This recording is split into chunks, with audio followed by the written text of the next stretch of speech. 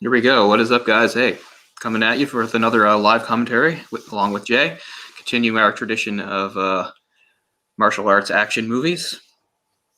We did do The Raid at some point, probably more than a year ago now, and now we're finally doing its follow-up, The Raid 2, sometimes called The Raid 2 Barandal. So follow-up to a sort of a kind of an out-of-nowhere hit that probably shocked a lot of people. Like, I hadn't heard anything about The Raid before it happened. I did see it in theaters, but I didn't know anything about Gareth Edwards or any of these, obviously, these Indonesian actors and performers, and it was just sort of happened, lucky chance that I saw it in the theater. Now this one, I'm almost positive I didn't see in theater, and I can't remember why. There must have been something that kept me from it. So I went out and bought the Blu-ray like immediately, and Jay and I are both watching it on the Blu-ray tonight. And maybe it's streaming somewhere, probably, but I don't know. But that's what we're doing tonight. So we were getting that queued up to like the zeros. I've got for me, it's the One Entertainment logo is the first thing that comes up. I just brought it to the Sony Pictures Classics because I've got all kinds of FBI warnings and a rating in front of it. Okay, I'll let mine go a little further then and see where this goes. Yeah, because the first thing I get is One Entertainment. I turned this way down. It still seems really loud. Yeah, seems pretty loud. It's weird. Most of the time when I watch a Blu-ray or a DVD, I have to turn the volume way up. Then I get XYZ Films. Yeah, different. It must have been a different company put these discs out because I don't see one anywhere on here. Okay. Well, now mine just jumped right to the movie, so I've got it stopped like at the very first frame, which is a shot of like some fields. So that's where I'm at now. Yeah. I mean, this is a Canadian edition, I know, because it has some French on it and French on there, so maybe there's a difference. I don't know. Comes with a few special features. Director's comment. This is just one disc. Director's commentary. The next chapter, shooting a sequel. Q&A with Gareth Edwards, Gareth Evans and Iko Uwais, and Joe Trapanese. Gang war deleted scene, which I watched while I was waiting to start. Ready for a fight on location, and a violent ballet, the choreography, which I also watched a few minutes ago. So that's what's on this edition. Yeah, I believe it's exactly the same. Yeah, but different covers. But yeah. Okay, I'm attempting to get paused. Come on, damn it. So I'm paused at like the very first shot where you can see a field, because I guess we had different production companies and titles coming up. But so anybody that wants to do this later on, I know we had sort of an awkward start time, so I don't know if anybody's tuned in yet. But if anybody's watching this after the fact, so if they want to sync it up, we're trying our best to get it to go there. There we go. Okay, I'm ready. Okay, great. So yeah, this is 2014, about 3 years after the other film. The first film was so cool because it was just such a simple concept, but done so well. The idea of it all just being fighting your way through this building. And now this one, it gives us a chance to have like the action moved outside to, the big world. As far as the plot goes, it's kind of cliched as far as like undercover cop sort of scenario type thing, getting in deep with the organization and all this stuff. But it's really the action scenes and the fight choreography and everything that makes it unique and special.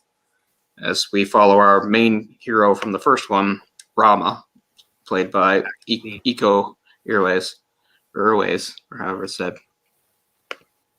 One of the only survivors of the first movie. But okay, we can do a countdown and start then. So we'll do 3, 2, 1, hit it. Okay. So I'll be checking my volume. I turned it pretty far down, I thought. It's been a while since I've watched it, so there are things, like I remember everything, but I don't really remember. I know that this is like an execution. Because there's like a couple different gangs involved in this. In the first one, it was all about just one gang. This one has at least 2 gangs, because one of them is maybe like, I think it's like a proxy organization for the Yakuza or something like that. But then there's also like the same organization that Rama had fought against in the first one that his brother had been part of. But yeah, I'm pretty sure this is an execution.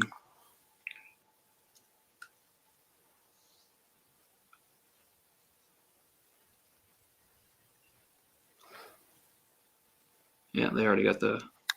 Is that the grave? Yeah. Right on the road. That's bold.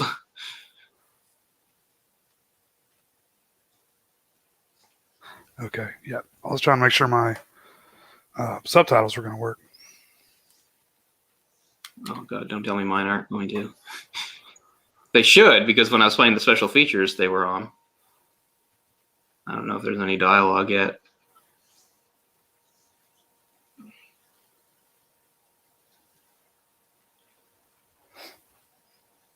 Somebody say something.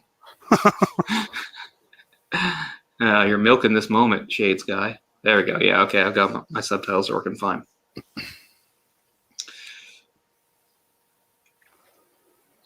It's always important to teach a guy a lesson before he dies. Yeah. They always have to know why they're being killed. It's like, you're going to be dead in a few seconds, but I still want you to know all this. Bangun he's talking about was one of the guys from the original movie that's now dead, I think.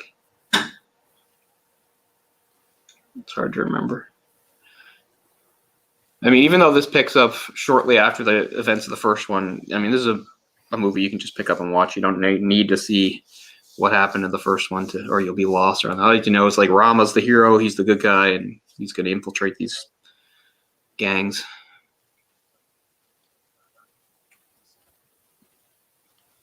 I guess gang is a little too. It's not giving them enough credit. They're organized crime. Right. Running the Jakarta underworld.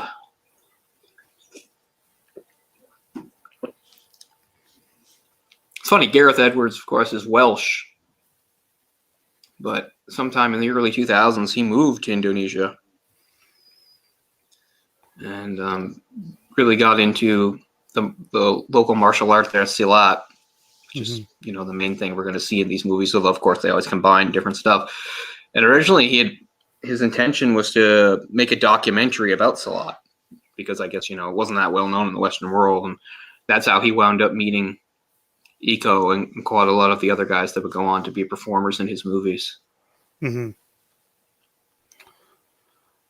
Yeah, I remember I was listening to a podcast with, I know it was Gareth Edwards and someone else. It may have been the other guy. But that's how I found out about Raid, before it actually came out, worldwide. Yeah, I didn't know anything about it. It just happened that, I'm trying to think, my sister was in town with her husband, and since my parents don't get to see my sister that often because she lives a little further away, my parents were up too, so they were visiting me to see her. And I remember one day they were going to go. My mother was going to go shopping with my sister, and my sister's husband asked me if I wanted to see the Raid. I was like, "What is that?" I didn't even know. But then we went out. So I don't know, he'd heard of it in some way, but he knew I was into martial arts and stuff, so he knew I'd probably like it. There was 10 years ago. Oh yeah. There was a military movie like in the mid 2000s that had I think the same name. It may have just been Raid. Mm-hmm. I kind of, I was like, oh, is it just more of that? When I first heard the title. Right. But this is one of like many action sequels that has to carry on like the original title, even though it doesn't make any sense. Mm-hmm. Like, it's not a Raid anymore. Right. But I mean, what's better than First Blood Part 2? First Blood again. Yeah, that's one they've really gone wild with the titles. So there was the dirty cop that actually survived the first movie, only to just get blown away here.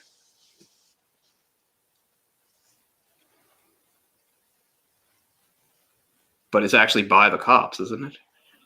Yeah. Because the whole thing about deciding what to do with Rama. And the whole idea is to, try to seamlessly, insert him into the criminal underworld. Mm.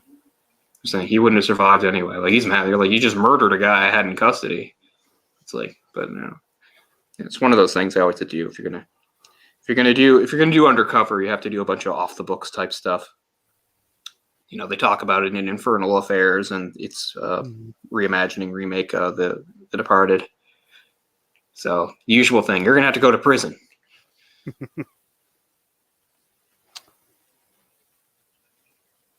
You feel bad for Rama because he just survived like the craziest situation anyone could ever survive. And they're like, "Good job. Now we want you to go undercover." Like, can you imagine? Table here. Like, how long after the first film is this?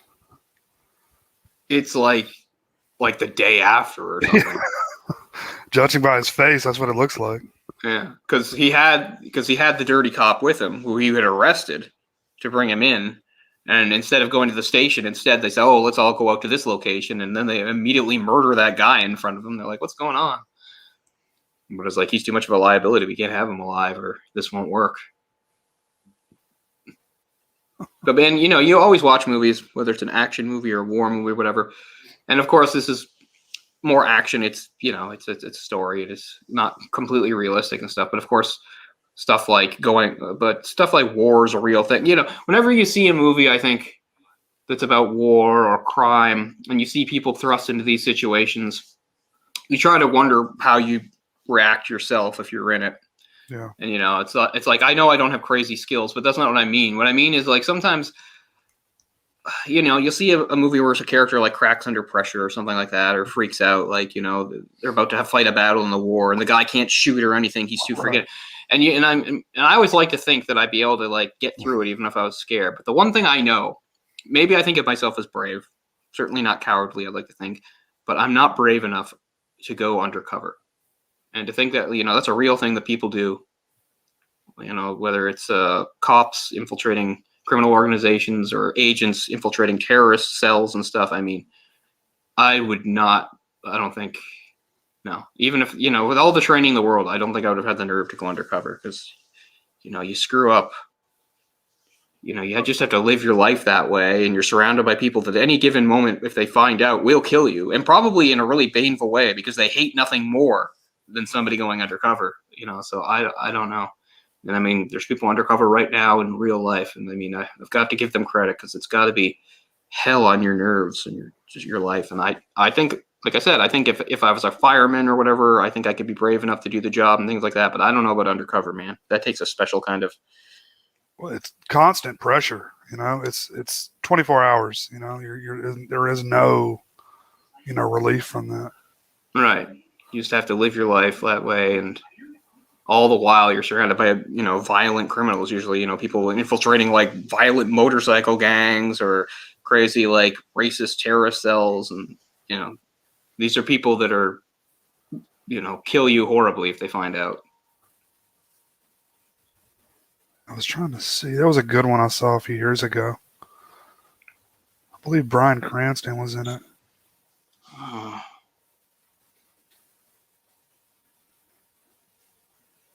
With a guy going undercover? Yeah.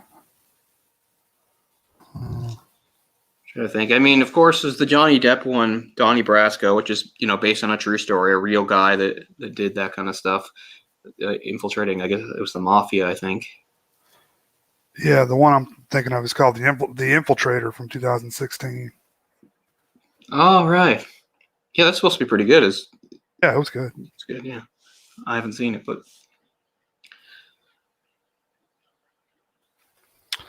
But that's basically, you get drawn up in that lifestyle. You have to do some, you literally have to commit crimes. Yeah, yeah.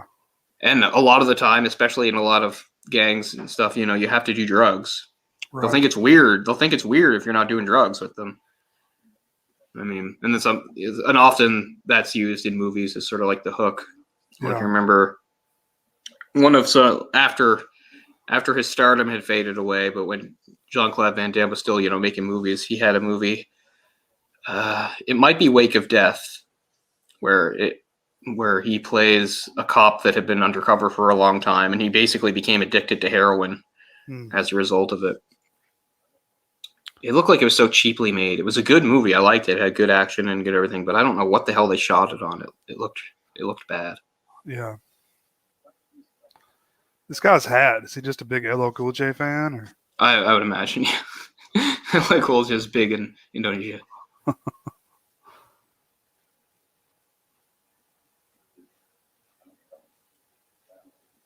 Right. So here's the whole thing.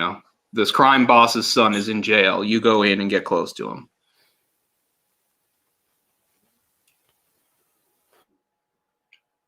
I'm going to arrest you.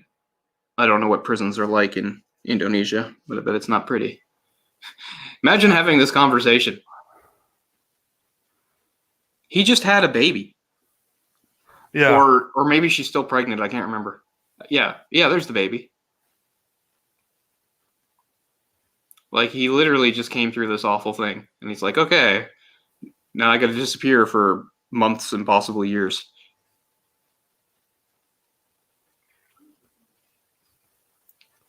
And like, he doesn't even really have the personal stake. Like, last time, he had it was his job to do the raid, but also he had a personal stake in it because he wanted to get his brother out of there and save him. Right. He was sort of doing it for himself and his father there, but now it's just a continuation of the job. It's like, if not you, then who?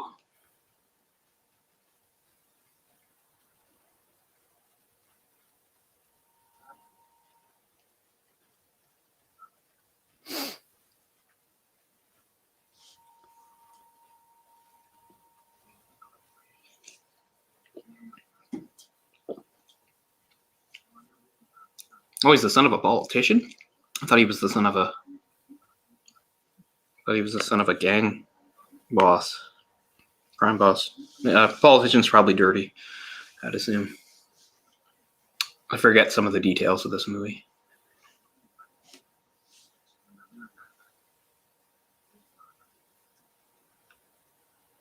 I was just saying how he didn't have a great reason. And I was saying I need a better reason if I'm going to do this. So they're giving him one.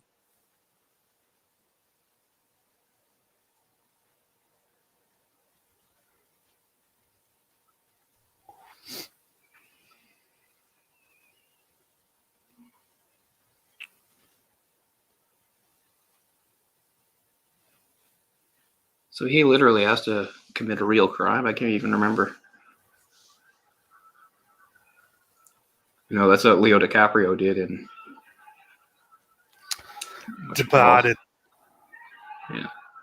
Remember, he beats the shit out of a couple guys in a convenience store. Oh yeah. To get on the good side or whatever. Yeah. He's not a cop because he just beat the shit out of these guys. Yeah.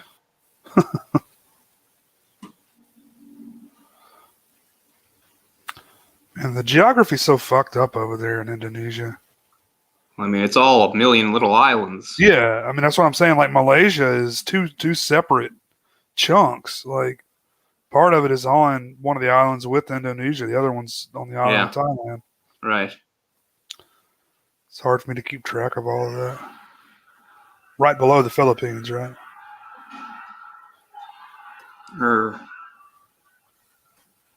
I can't remember how far over the Philippines are. Are the Philippines even further east? Yeah, they are east, I believe. But yeah. I think this is south of the Philippines. Yeah. Indonesia has the second most coast in the world. It's all coast. Because it's Canada has the most.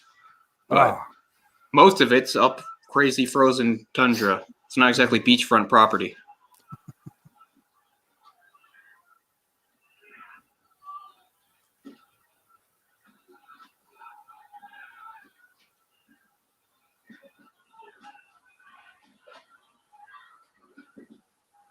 Just another day in the prison.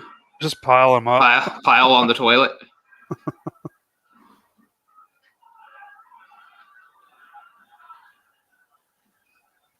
There's just such attention to choreography in these. Yeah, I mean, that's what really separates them. I mean, obviously you've got really talented performers, but yeah. I mean, I really like listening to Gareth Edwards talk about it because he has such an eye for it. Was he the guy that played Darth Maul? Darth Maul was Ray Park. What do I know Gareth Edwards from? I don't know. He's a director. Oh, he's just a director? Okay, he's not an Yeah. actor at all. No, he's a director. But yeah, Ray Park.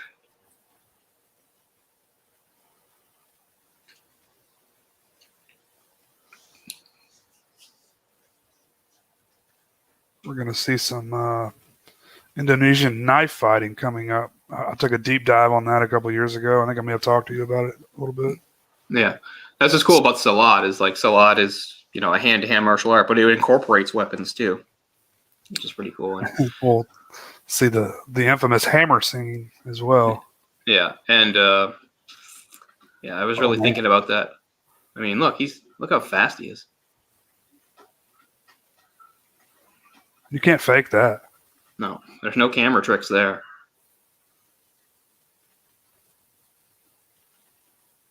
But yeah, for our show, and we did Sympathy for Mr. Vengeance, I was thinking about the Vengeance trilogy, and of course the big hammer fight that's in Old Boy. It made me want to see this again with Hammer Girl, played by a fairly well-known and pretty famous Indonesian actress, Julia Estelle, French descent. Even though she was young, she was already sort of an established star over there. She'd done a lot of TV and movies, and yet she still had to audition for the role, which was kind of new to her. Usually people just offered her the role, but it was, such a different role. No dialogue and just all physical fight scenes. Yeah, And, she's pretty much steals the movie, honestly. Yeah, she's amazing. Yeah, I know. I mean, a lot of people and the actor himself, Iko himself, say like the kitchen fight is the best thing. But I like his fight before that with Hammer Girl and Bat Guy. And the Bat Guy they hadn't even cast at that point, but one of the guys they had that was training her, he'd been in the Raid 1. He was one of the guys that fights in the meth lab scene. And they thought he had such good chemistry with her that they just offered him the Bat role because they're like, go with it.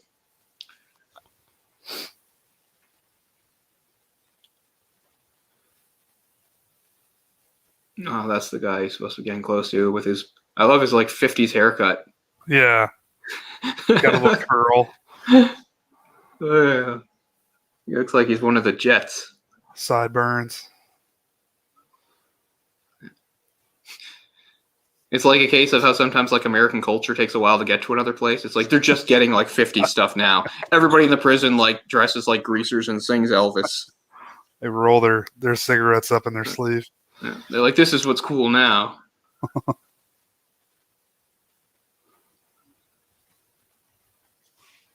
What do you think you're such a big shot?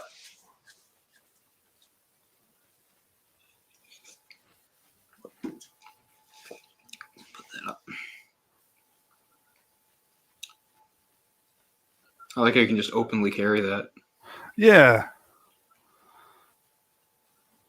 But I mean, I get it. Like, he's like really well connected because he's the Right. son of this prominent politician. So, like the guards let him do what he wants. Yeah, it's fine and good to have a knife, but are you trained to use it? Yeah.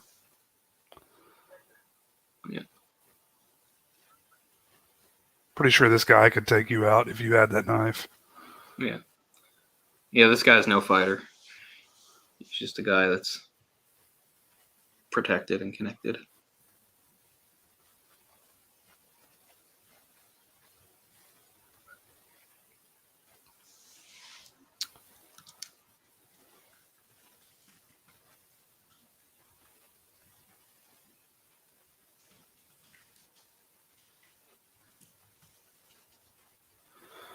Yeah, I couldn't do prison.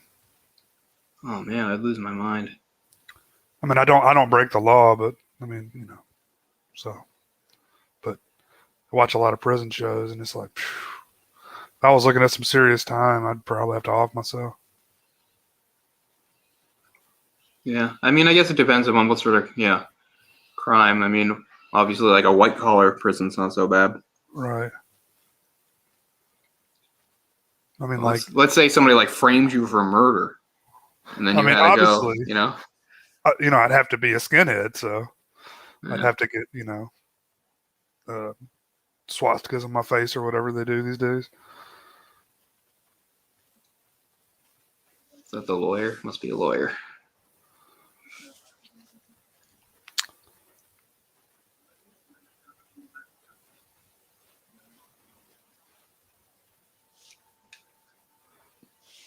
Like the prison rape is really more for it. It does it for me more than the solitary confinement or whatever. I can handle that.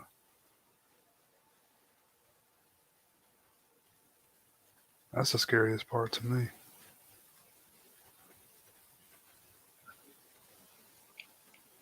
So yeah, if you watch the first raid, it jumps into the action so quickly.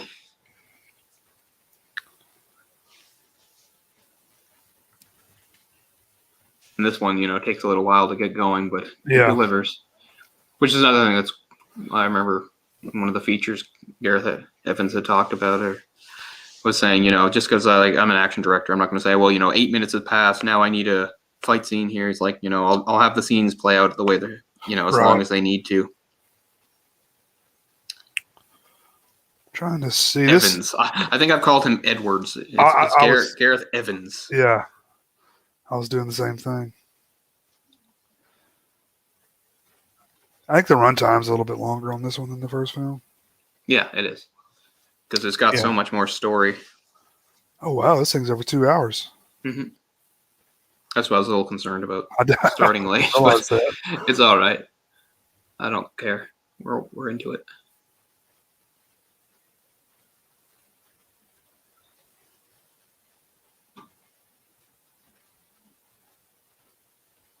So the plan's already going sideways here, because he's like finding out that they might literally keep him in prison for years, when the deal was he'd maybe be here for a few months.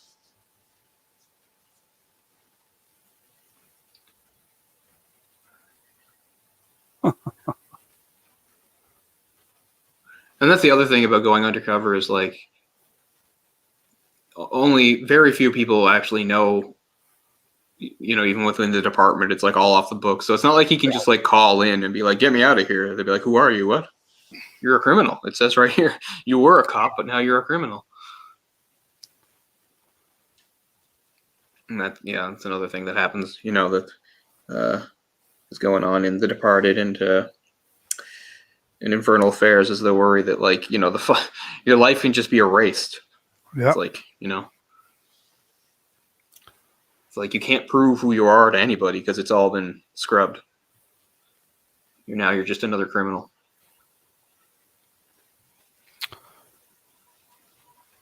Yeah, that's right, Stephen. That bathroom fight is amazing.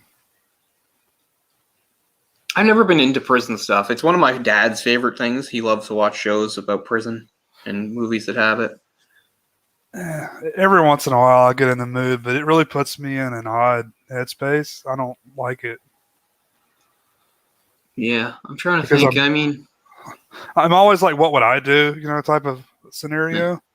I always think about how, like, if you're in that really bad, like a really bad prison full of gangs and violence and stuff like that. Like, I always realize that, like, my plan to like reason with them wouldn't work at all. I don't think so. Because I'd be like, guys, we're in prison and it sucks. Shouldn't we try to make the best of a bad situation instead of, killing each other? But, they're not going to stop and listen to that. Probably my favorite prison storyline for anything was in the mid-2000s when Daredevil's identity was compromised and Matt Murdock was sent to prison on suspicion of being a Daredevil. And it's a good run. It's by Ed Brubaker with Michael Lark doing the art. It's funny because ironically right now Daredevil's in prison once again. It's kind of weird, but this time he's in there as Daredevil and he did some weird legal things where he doesn't have to take off his mask. So he's in prison as Daredevil. I don't know where it's going to go. I don't like it very much. Meanwhile, Elektra's running around Hell's Kitchen for him. But back in this storyline, it was better. It was after all this stuff about Matt Murdock, them trying to prove that he was Daredevil and him denying it. Anyway, Matt Murdock is in prison. And the whole time he has to keep himself alive, but also try not to make himself seem like he really is Daredevil. It's a really good storyline. It's funny. Steven, Sorry, go ahead. Yeah, go ahead. I was going to say, Stephen, we're right at the muddy prison fight scene. Yeah, that's the shit's about to jump off, as they say in prison.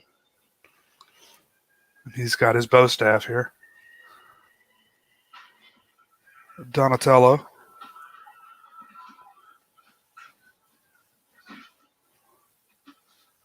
Oh.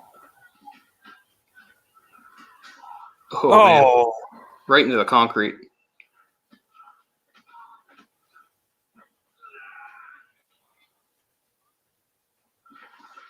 Into the muck.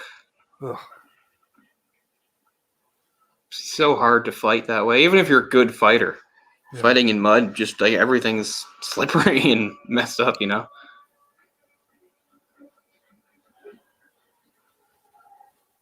Stomp the yard.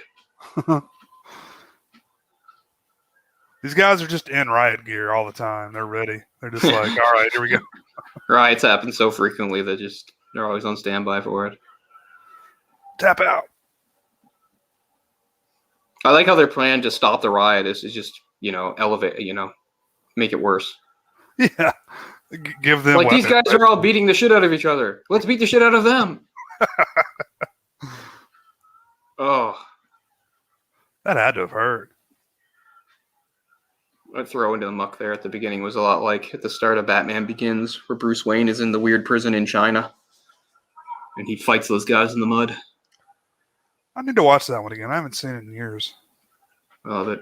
If there is a problem with those movies for me now that I think about it, is like the fighting style that they give Batman is kind of slow and clunky. And I don't particularly like it. And I mean, I love those movies. I think they're great. Really good depiction of Batman, and everybody's heard me bitch about how much I don't like this depiction of Batman or that depiction of Batman. I'm not saying, they're perfect, but they're good. But if I do have a problem with that trilogy, it's that I remember I've got the big whole, the big huge Dark Knight set. Yeah. The big huge thing. And so I watched all the extras on them. There's a part about, the martial arts guys that were incorporating this new style for Batman. And in the years since, they themselves have like denounced the style and said like it's shit. It's not terrible though. I mean, it works for somebody that has to work in the bat suit because you can't be as fast. So I mean, it doesn't look that bad. But I just mean, I don't know. It seems like in this new Batman movie with Robert Pattinson, he looks a lot faster. So I hope so. It is very clunky. It's just, kind of calculated movements. Yeah, it's like moved it. And I mean, I get it. At the same time, like I said, he's got like armor on. He's slowed down, so there's certain hits he has to take. Right. So in some ways, it is realistic, but still. Oh shit! Jesus, this guy's tough. Why don't they hit him in the head? Like, one of their coworkers' lives is at stake here, and they're all wailing on this guy's back with nightsticks. Just give him a good shot to the head. I don't care how tough he is. It's like Officer Barber already told Cartman in that long ago episode. Hit them in the head, they go down faster. That's like that's the original Respect My Authority episode. Which is like more than 20 years ago. Holy shit. Yeah. It's amazing how long that show's been on the air. Nightsticks are awesome. I wish they were legal. I feel pretty safe walking somewhere if I had a nightstick.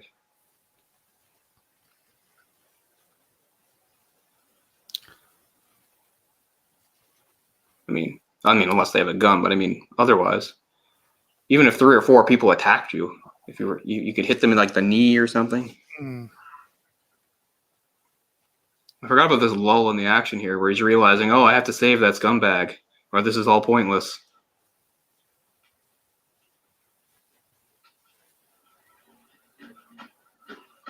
Oh.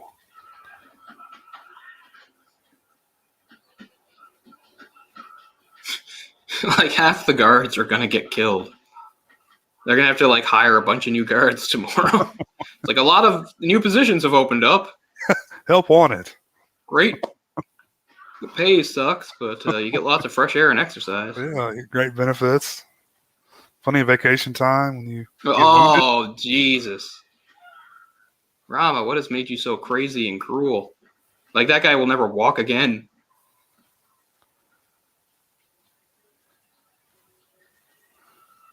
Yeah, he is very brutal. I guess you'd have to be in this situation. Like, you probably die from that, right? Like, you're not going to take a headshot like that and live. I mean, you could live, but I have to imagine it would affect you for the rest of your life. You know, probably Like, brain damage. your brain would probably swell and do all Yeah. kinds of damage. And the other thing is, like, even like they're making it seem like he just got clonked, but I mean, really, like they'd like have to rush him to like a really good hospital right away when you know they wouldn't do that here.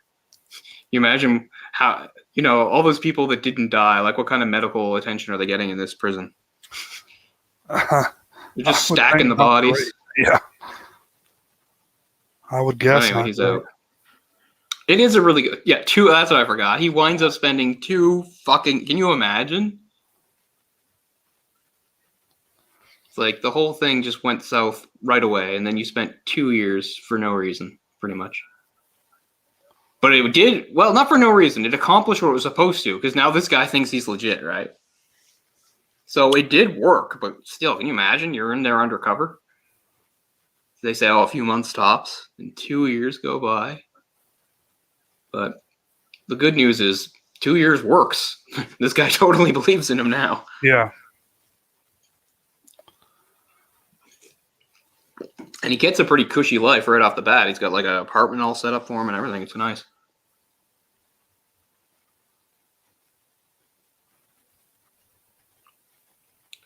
Crime doesn't pay. Well, it does. It just eventually stops paying. Crime pays. There's just a point where you wind up paying for it. But it's always good for a little while.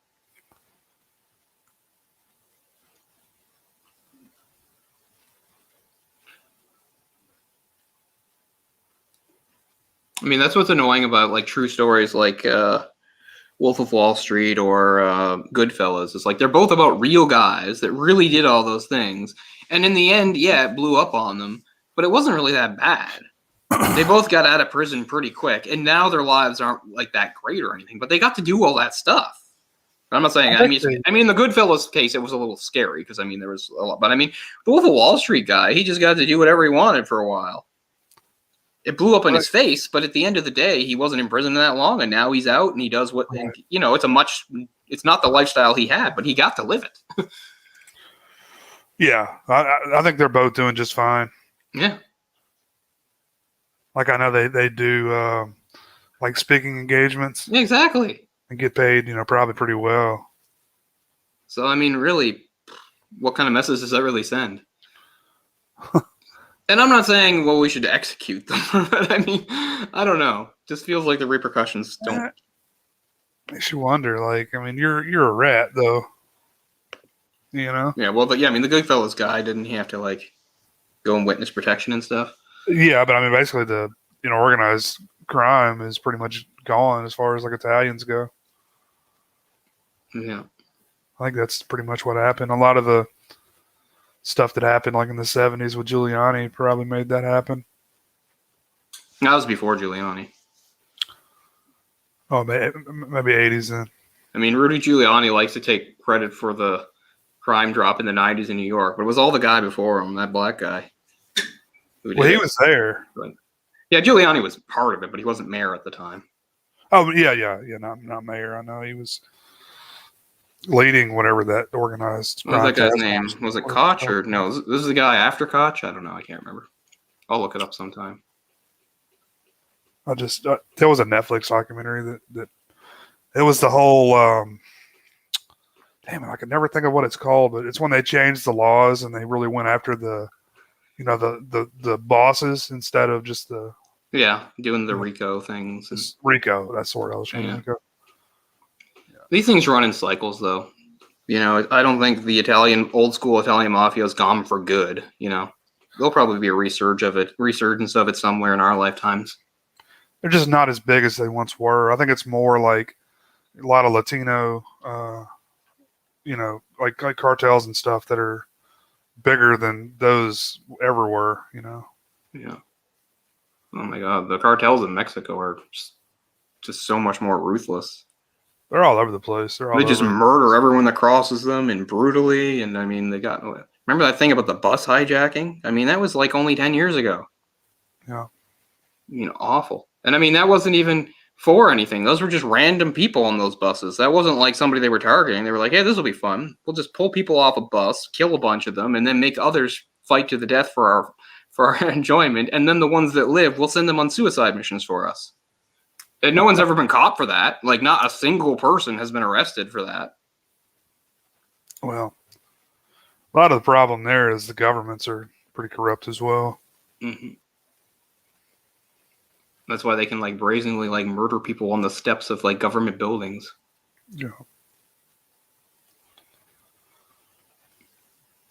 Gosh, you got a good look, guy? He's not convinced. Bend him over. Yeah, really. I like when he says check them. What does that mean? You mean his balls? Check those. Check his balls. Check those balls. Are they made of steel? Those are cop balls. I can tell.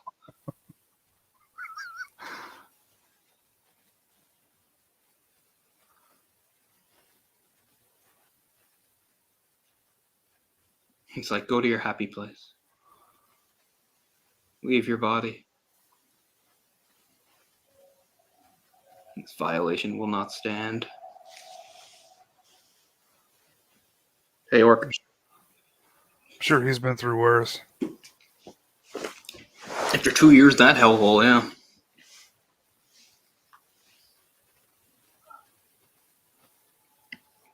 Yeah, it's pretty cool. They've got like a slick, nice like office building here, but they have like an incinerator in the basement or something where they can just burn things and people. So is he worried there's a bug in his clothes or something? Yeah.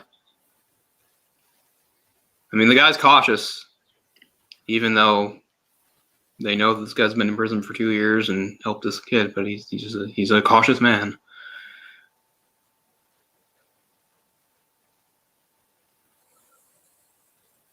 If you fuck up, you're out.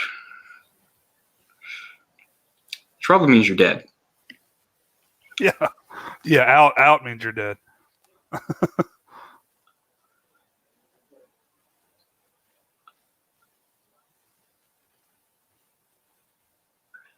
You know, if I was like a boss in like a gang or something like that, I'd have to have like a conversation with the people that work for me about like what take care of it means. You know, so there's not any We killed him, boss. No, that's not what I meant.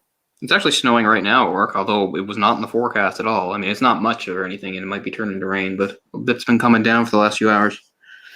It's actually warming up after being quite cold for the last few days. It's getting warmer for at least a little while. Still plenty of snow on the ground.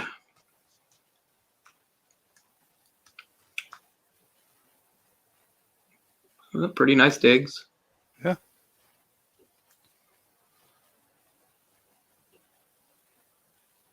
What is that? CD player. What is that thing? How do those work? Yeah, it's just on the wall. I'm just saying, like, what's a CD? Yeah. No. He's been in prison for 2 years. Maybe he hasn't seen.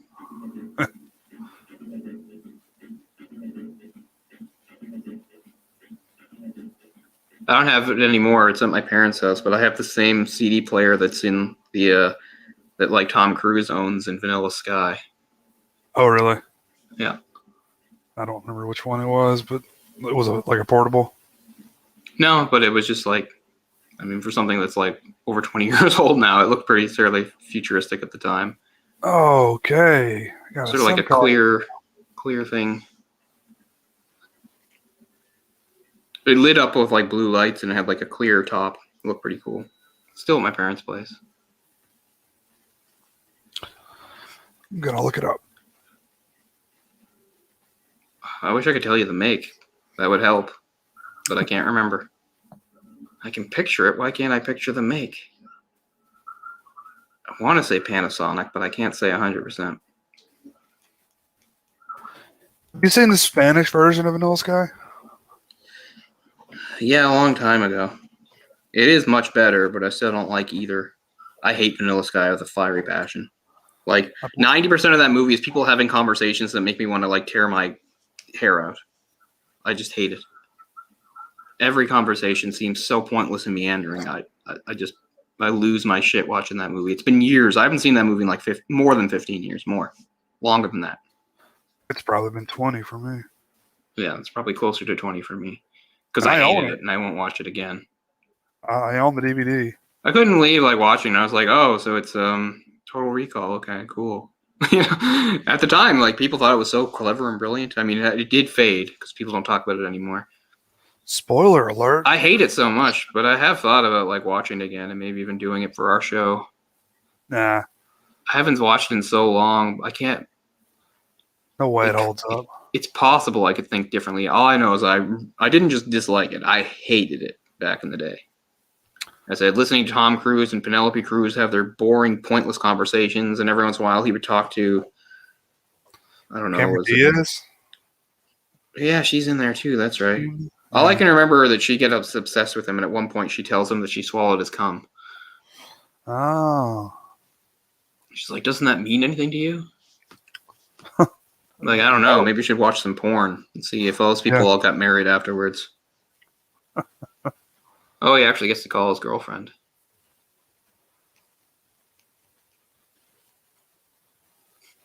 Seems I'm very safe. dangerous. I'm out of prison. Oh, that's great. You can come home. Well, no. Well, at least you're out of prison. Yep. Now I've infiltrated like the most powerful criminal organization in the city. And they don't fully trust me.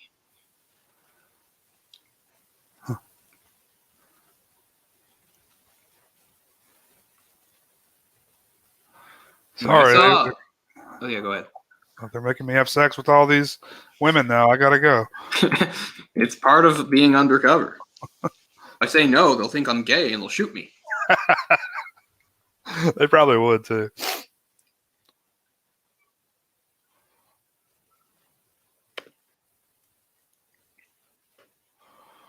But I saw Iko in a more recent film that I think is still on Netflix called Triple Threat.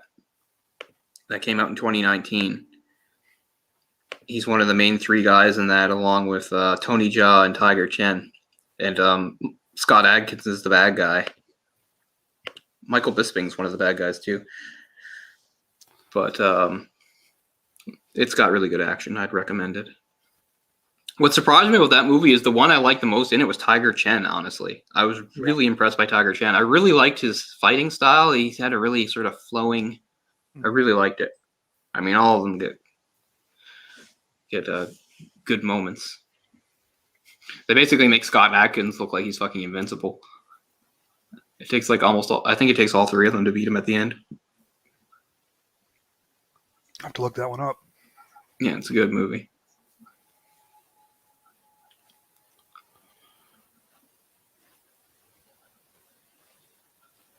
I mean, not much of a plot, but good fights.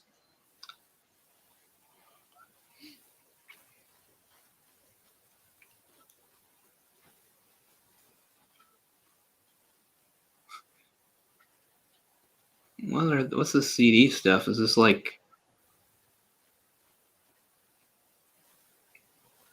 Oh, is that porn? These DVDs of porn? I forget some of this. I think they're distributing like illegal underground porn or something on DVDs.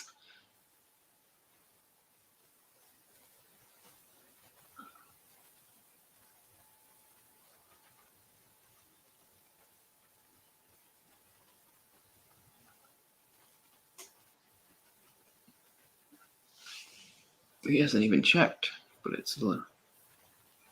Oh, you're supposed to say it the American way. You're supposed to say, this feels a little light.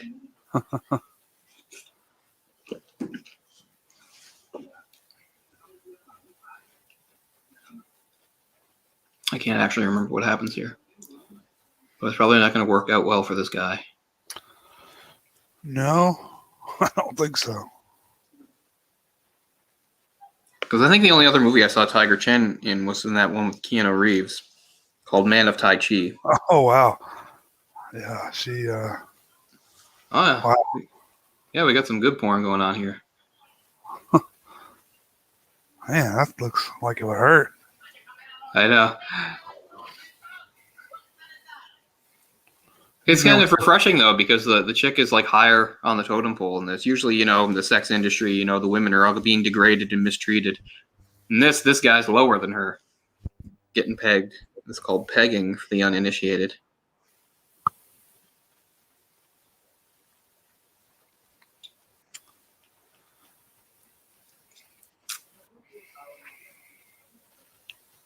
I'm not fully initiated. I'm initiated in that I know what it is. I have not engaged in it. Oh, too late. Now people think I did. Oh well. I'm not embarrassed. Yeah. Seems very, very extreme. It does with what she's using. Yeah, especially that thing. Yeah. Holy hell. Is there enough lube in the world?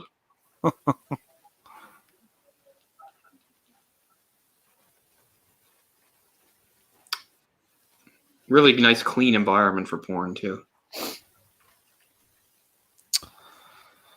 Yep. Or on some filthy mattress.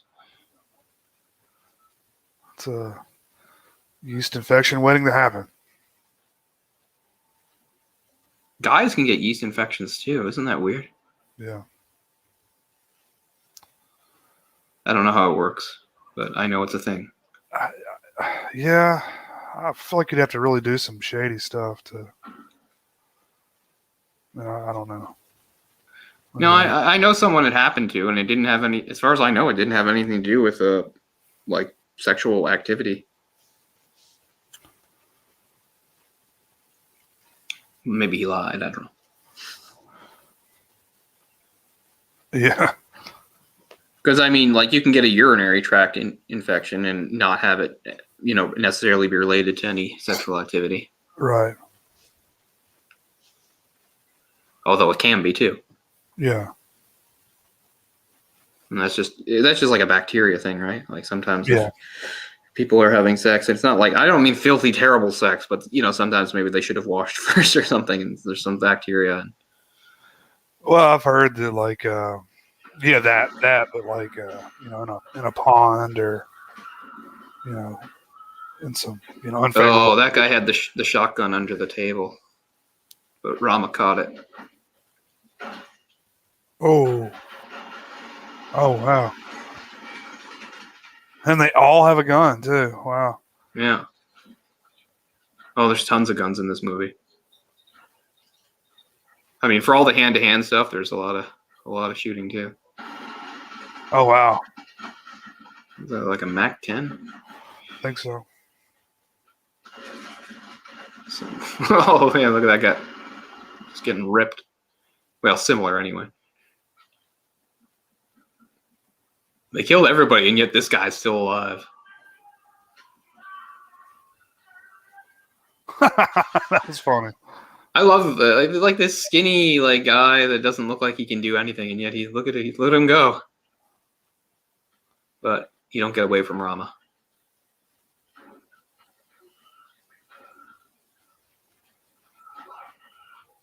I wish this chase was a little longer. I like chases, but that's okay. We'll do a fight.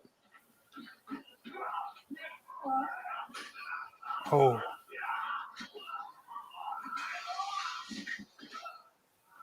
I love the camera on that, and then it flips over. That's great. Great stuff. That was cool. I don't think this guy has anything left. Oh no! Look. I mean, I guess when you're fighting for your life, the adrenaline will kick in.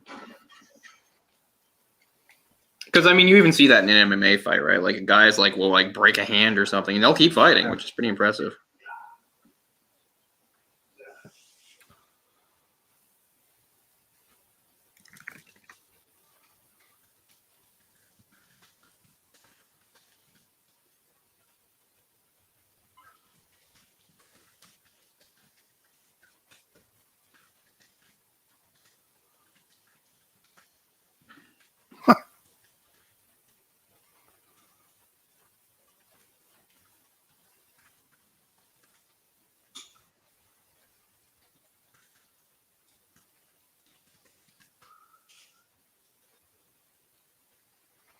Yeah.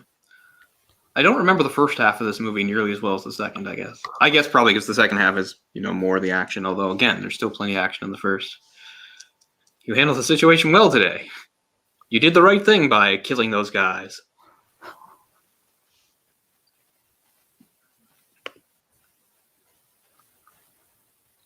Let's see now.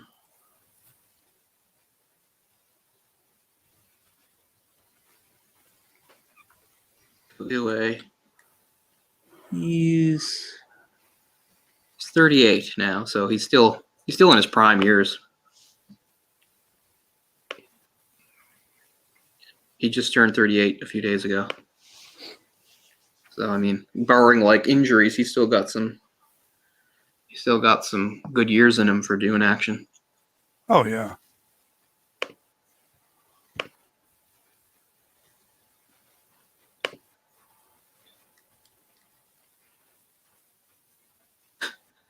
Tiger Chen is 45. Wow. I would not have thought that.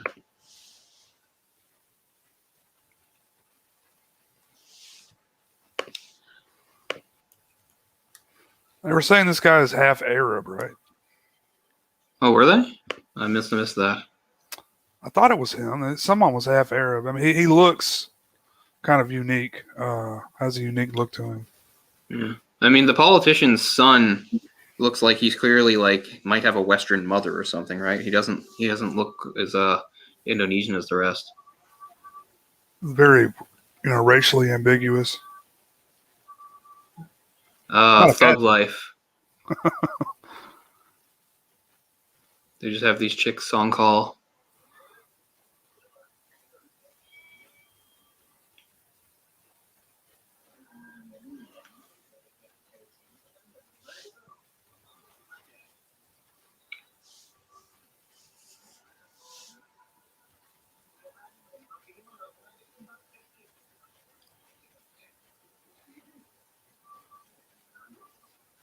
Cheap skanks. I'm better than you.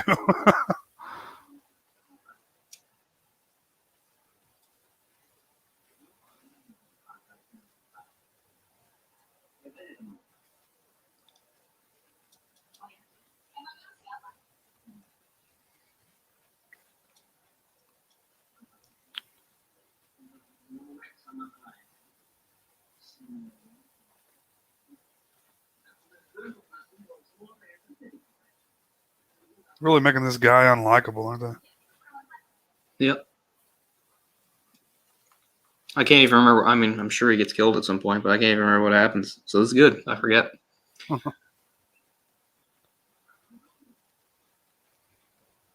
This isn't going to end well for her.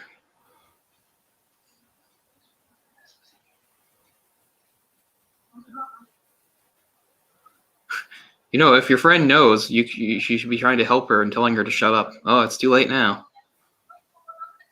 Uh-oh.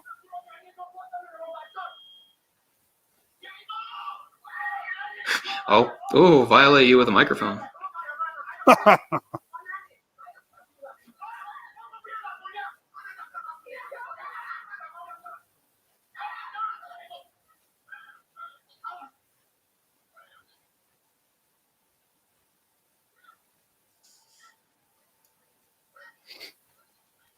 Oh, shouldn't have done that.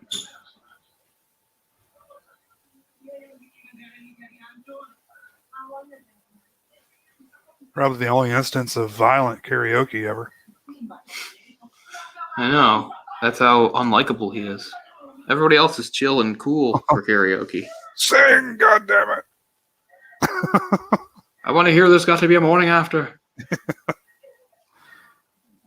want to hear Macarena immediately.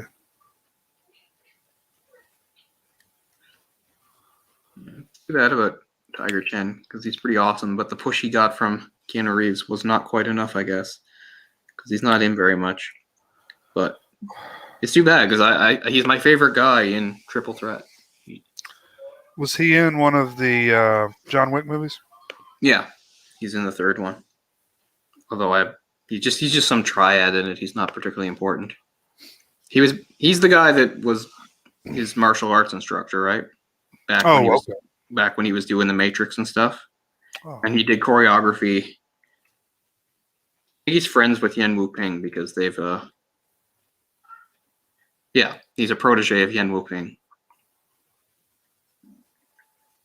So he mostly did choreography and stunt work, but I guess, Keanu Reeves thought he had star potential.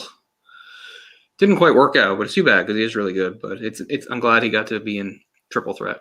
I was surprised because the other two were sort of more up and comers. Although, I mean, Tony Jaa's not that young anymore either.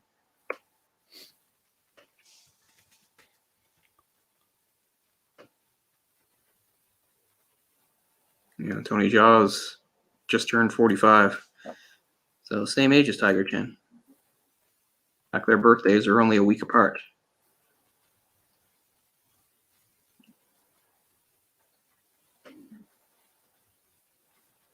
Still time for an Ong Bak 4.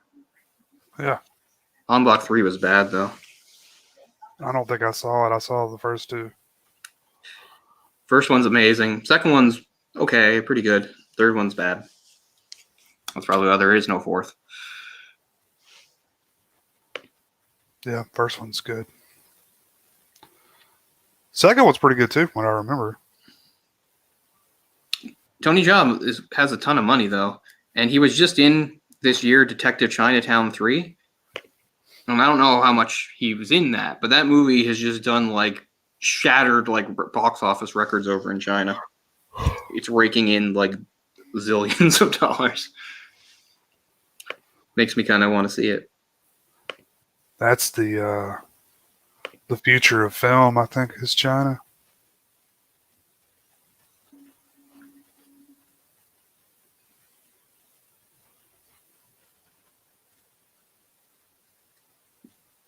Yeah, it made 147 million in its first weekend. Wow. That's crazy. So now it's made over $600 million.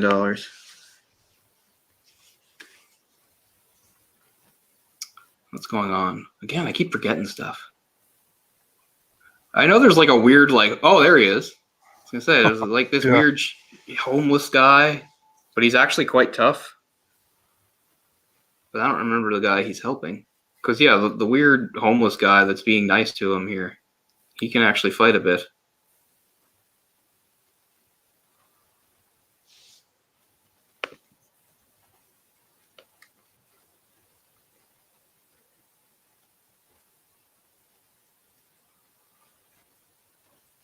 Tony Jaa's role in it must be small. Oh, no, not that small. I wonder if Tony Jaa can speak Mandarin. Or if they dubbed him or what. Is that the same actor that was Mad Dog in the first one? Looks familiar, yeah. I think it is. I'll just double check here. Yeah, I bet you're right. Because, since he's one of the very best, they couldn't waste him. They're like, just because his character's dead doesn't mean we can't make him be somebody else. He was the lead bad guy, right? Yeah. He wasn't the top villain, but he was the dragon. He was the toughest fight. It took Rama and his brother together to beat him. Right. And that awesome establishing fight he has with Rama's captain, whose name I can't remember, is a really good fight. Because the captain's a lot bigger and stronger than the guy. And it's a close fight for a while, but then he does eventually kill him. Oh yeah, look at those eyes. That's him. That's definitely him, yeah. Yeah. He has a real unique look. Yeah. It's too bad that whatever part he and Iko had in Star Wars: The Force Awakens was obviously they probably cut stuff out. So all they get to do is stand in a hallway and look badass. I'm sure they probably had a better scene and maybe they did a reshoot or something and they had that dumb part where there's they let the monster loose on the ship and it's not very good. Seems like a waste. It's a waste, exactly. Was it Donnie Yen? Was he the one that was in the Yeah, he's the one in Rogue One? Rogue One. He's pretty good in that. I actually like Rogue One. I like the characters in it, which is why, and he's one of them. He's an interesting character because he's this blind guy who he's force sensitive sort of, but he was never trained, so he's not a Jedi or anything. So he can't really use the Force much, but it helps him because he's like a blind martial artist. Yeah, it's weird that like this. Who would suspect like this crazy looking homeless guy is like a top end hitman? Oh, yeah. Oh, that's like a Friday the 13th shot right there. The machete coming through. There's your X rating.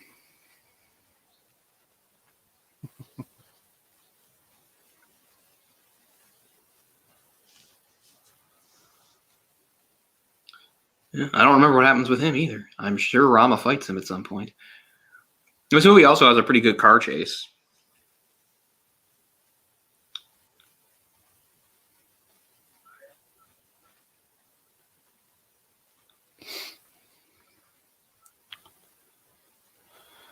Oh, it's always so boring when these criminals wax poetic and philosophical.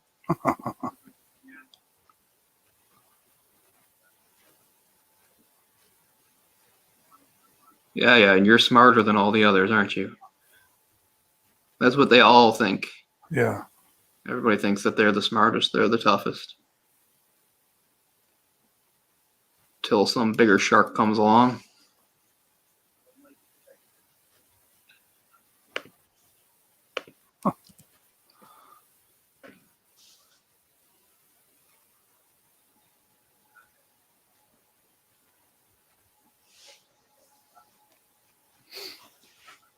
Yeah, okay, so Uko is the snotty son that he's supposed to be protecting. And that's the father.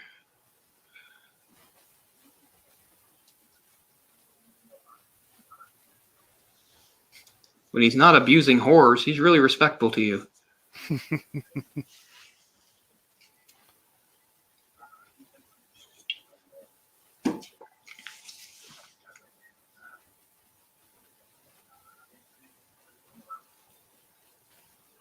I don't know what that means. That seems like a weird translation. I think maybe he means if you see any red flags, this may be what he Yeah. means. Like a warning. Right.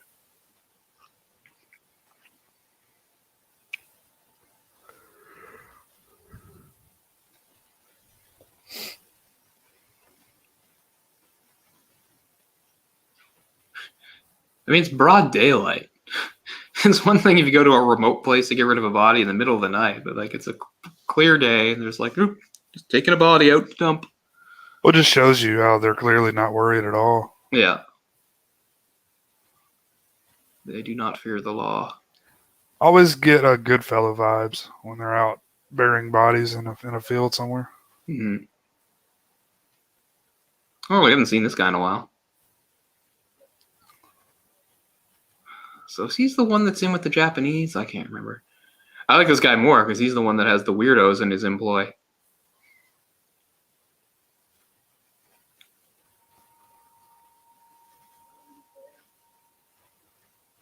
Because he's the one that has like the deaf girl and the back guy. They work for him. In fact, they might even be in this scene, I guess.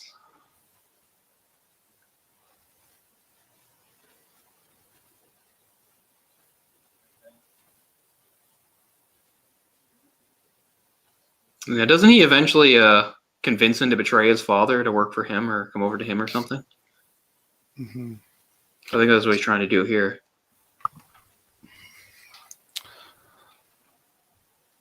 $1,000 says that cane has a dagger in it. Everything's a weapon in this goddamn movie. Right.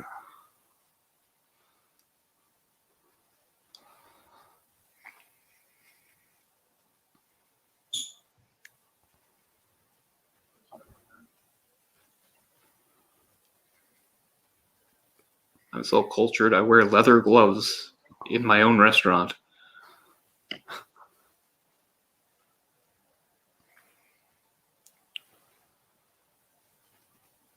Yeah, I'm pretty sure those two are at the bar right now. I think that's their introduction, is that they're over at the bar.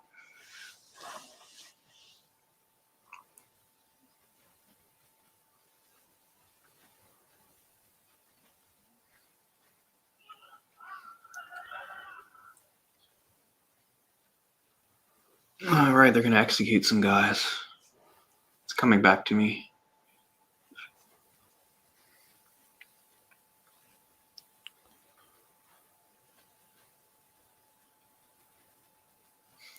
I've been in a room a lot like that, but I can't remember where. I love all the ornate designs on the ceiling. Yeah, it didn't have that. I just mean like the way the room is set up with like the higher part in the front and the big open part.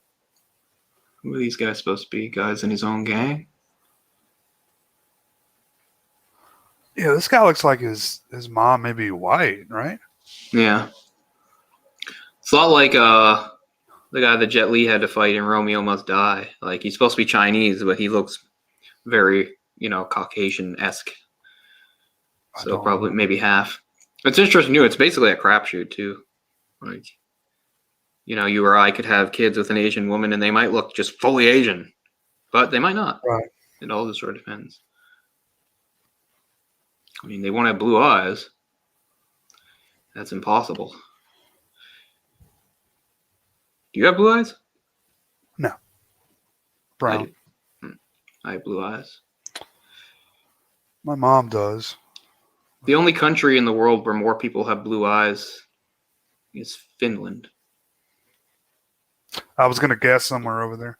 Yeah. I'm sure they're pretty high in other Nordic places, and I think Ireland has pretty high blue eyes too. Yeah, a lot of redheads as well. I assume I get my blue eyes from my mother. It's funny, I don't know. I mean, my mother and sister have brown eyes. My father and I have blue eyes. But so I could have just gotten blue eyes directly from my father. But I mean, if I had to pick between their backgrounds, it seems more likely that those genes are on my mother's side than my father's. But we're being Scottish and English descent.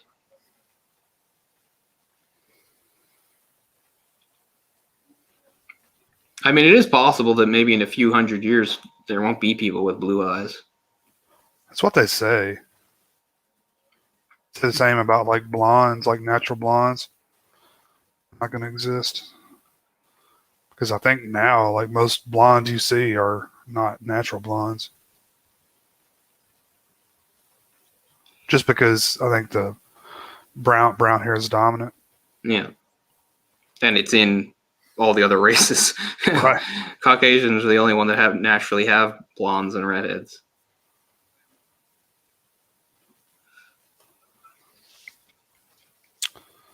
I was going to tell you,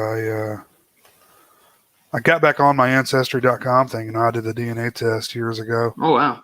And they had changed it. It's completely different than how it was. Apparently, they've did something to make it better or whatever. But I was like I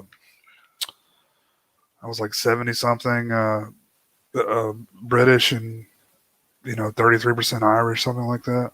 Yeah. And it's different, completely different now. That's weird. So they're saying the information wasn't correct before? I think they said they were able to make it more accurate or something. I'm not exactly sure. It didn't make any sense to me. Yeah, so he's part of the Goto family, which are Japanese Yakuza, even though he himself is not. They're like some sort of like proxy family for the Yakuza is his group, the Gotos.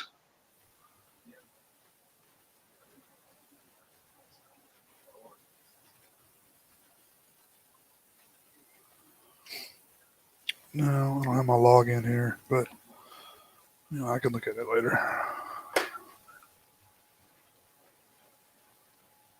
I'm going to do mine and find out I'm like 56% Pacific Islander. That's what I wanted. I wanted something weird, Yeah. Just something I could brag about. There's a stand-up a few years ago where, what's his name? Patton Oswalt said he did it, and everything was like basically what he expected till he saw like a small percentage of like Mongolian. So he actually called them up and asked them about that, and he said the guy didn't even like pause. He was like, "Oh yeah, that's because of Genghis Khan." Oh yeah, I've heard that before. And he said like Genghis Khan, every time he conquered people, like he fucked everybody too. So he had like hundreds and hundreds of like offspring, and that when they spread across the world. I can believe it. Yeah, that's what warlords do. Oh, he gave it to us. Actually, I forget what the context was. Were those guys supposed to be traitors in his own organization or something? Anyway, he shows no hesitation, kills them all. I mean, good thing the carpet's red. I know. Didn't even lay down a tarp. Yeah, so he's already starting to like betray his father here because he's like trying to get him to do some sort of like get them into a gang war or something.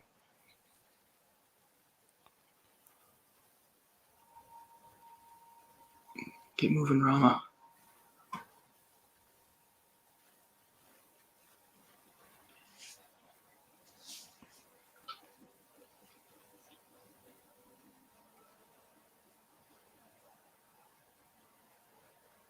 So we have not actually seen those two yet. For some reason, I thought they were at the bar. They're at that bar later. I just thought they were there now, but because I know that's where we first see them is at that bar. So he's not supplied with this. I guess he had to buy all this stuff himself. Apparently, he's making good salary working for this family, though. Had to go to the Radio Shack.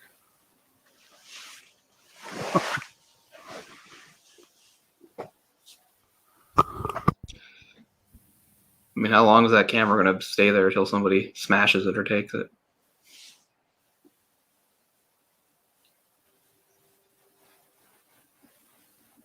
So if he only needed it for that moment, it didn't matter because then he just risked it glancing at, looking anyway. Because it seemed like he needed it, so he couldn't risk like looking. Then he looks anyway. Yeah, that's true. Because I don't think he like keeps tabs on the place with it, but maybe he does. There's a lot of stuff I forget. Gotta get my cord so my controller doesn't die.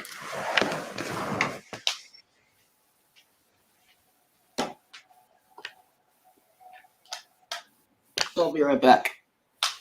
Okay. I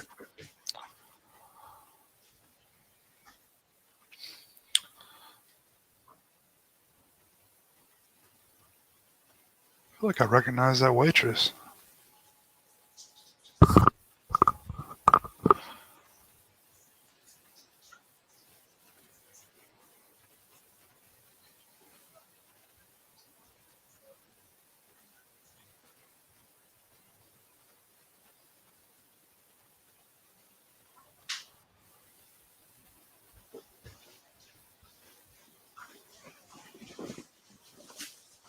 Okay.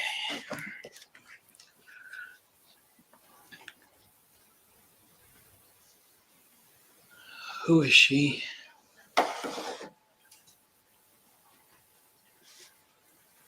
Is that his daughter?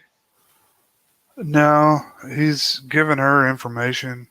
He gave her the package that the other guy gave him earlier.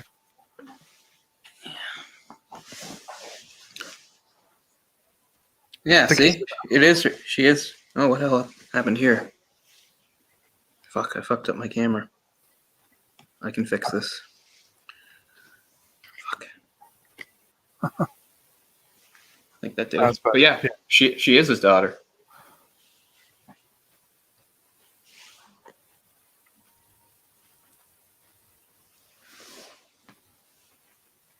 Oh, or maybe it's his wife. Or girlfriend or something. Because he's talking about how he wants to be able to see his son. And she's like, Man, I don't remember any of this. it's kind of a weird subplot. It doesn't have much to do with what's going on overall. Fucking, here we go. He must have really, if that's his previous spouse, he must have really taken a dark turn somewhere because he's, rather attractive. And I know. Now he seems to like live on the streets and murder people for criminals. Like that's his job. It's weird. Okay, what have we got here? Oh, in the club. What? You've eaten. Oh, okay, yeah. little dance number for us. Yeah. Come on, give it a rest.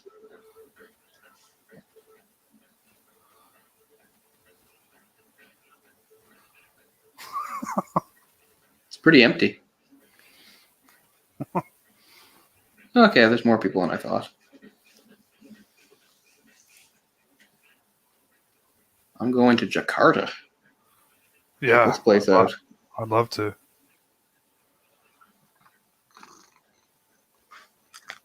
Cat, don't bump the camera. I already fucked it up.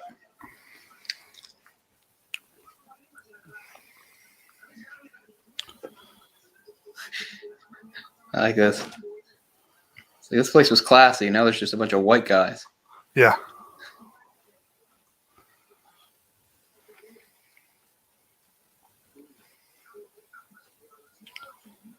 Yeah, see, he's making moves that he shouldn't be making.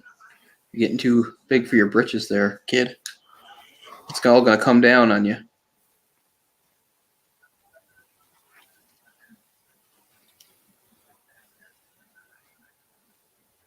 He's like, my dad's not waving his dick around.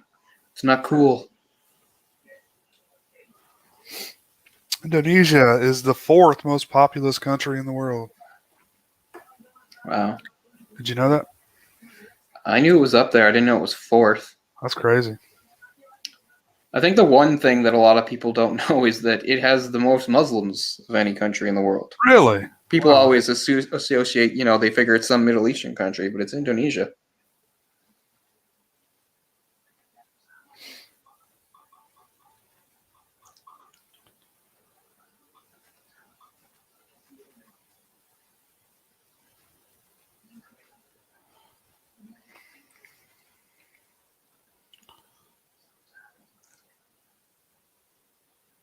Tell you what, India is growing. Before long, India will be. They're going to overtake China, yeah. Yeah. And they don't have the room China has. No. Pakistan, too. I mean, they're already so overpopulated. Yeah, there's a lot of Asian countries I'd like to visit. India's not one of them. I don't want to be in that overcrowded mess.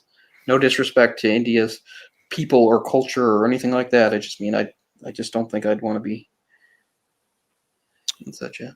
Although I mean I am thinking about moving to Japan in a few years, and that's one of the more densely populated places. So we'll see how that plays out.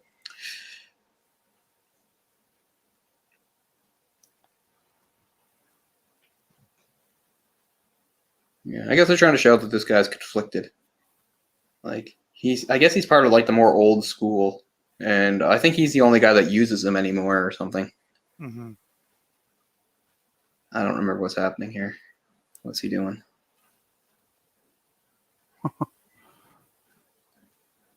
Oh, his son.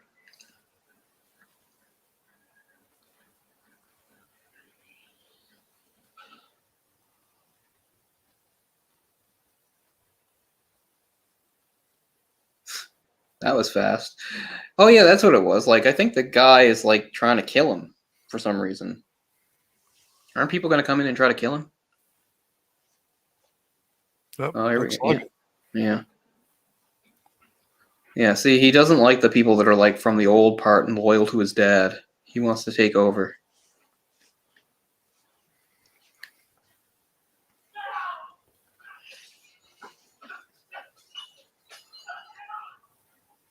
If you guys don't have guns, you're not going to win.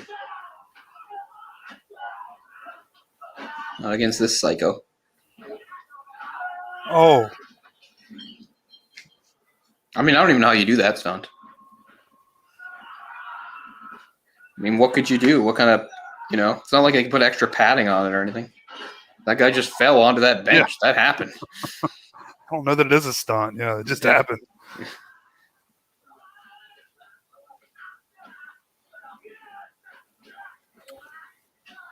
You can tell this guy's like 4'9". Pound for pound. He's just, like I said, that's why I really like the first like big fight you see him do in the Raid Part 1 or whatever, when he fights the police captain, because the police captain's a big guy. Like for an Asian guy, he's pretty big, and he's like a foot taller than him.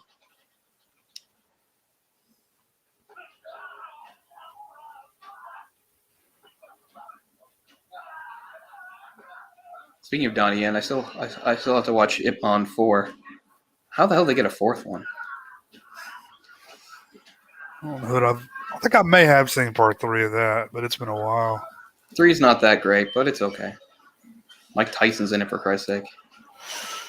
Oh, But the first two are both spectacular. I love the first two. The second one is so much like Rocky 4.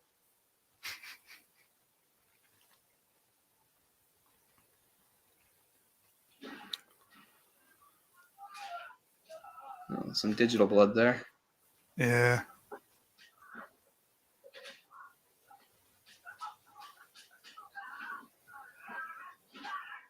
Like, don't they know who this guy is? You have to send in, like, people with guns, or you have no chance against him. Like, the point is, this guy's been around a long time. They thought 20 guys would do it? Ha! I mean, we see that there's tons of guns on the streets in this place.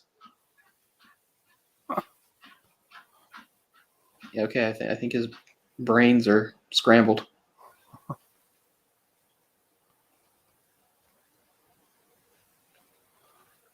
I guess I didn't know enough about the climate of Jakarta, because I was shocked the first time I saw this and saw it was snowing. I did not know that was something that happened in Jakarta.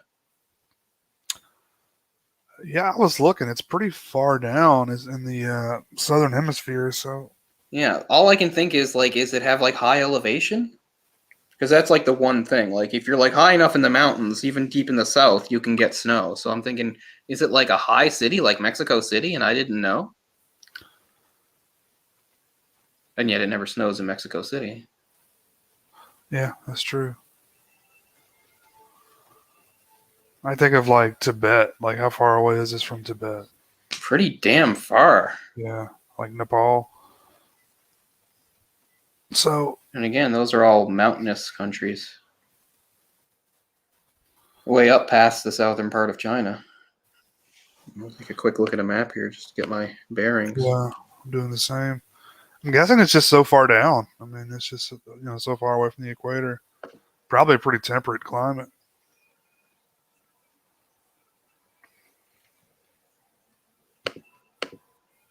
Yeah. No, I never think of there being snow there, but look at the month we've just had. It's topsy-turvy. Climate change is going batshit.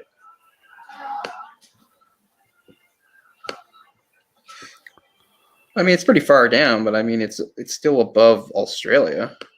Yeah, that's true.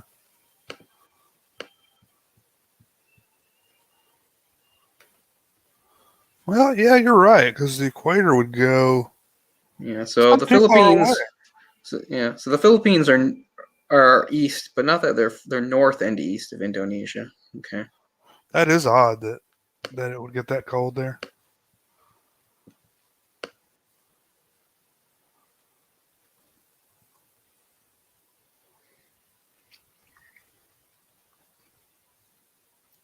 So I missed that. Did he just succumb to his wounds, or?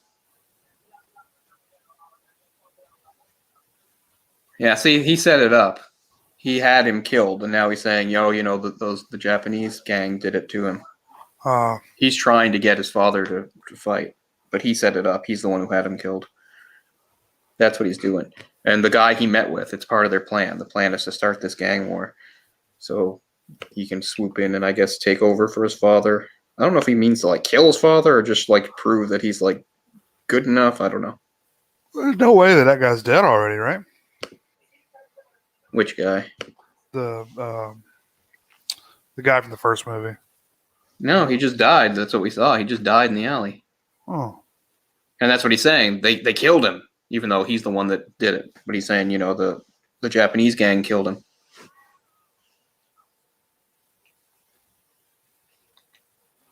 It was a false flag attack. But yeah, it's weird. Like Indonesia, Jakarta's in the western part, but Indonesia, has that big island in the middle here. But Jakarta's like if you go like from Southeast Asia, you can go like Myanmar, Thailand, Malaysia, and then the western part of Indonesia. That's all like in a line south to north or north to south. Just looking at it now, familiarizing myself a bit more. Yeah. Back in my Cambodia. day, it was called Burma. Yeah. Back in my day, Thailand was called Siam.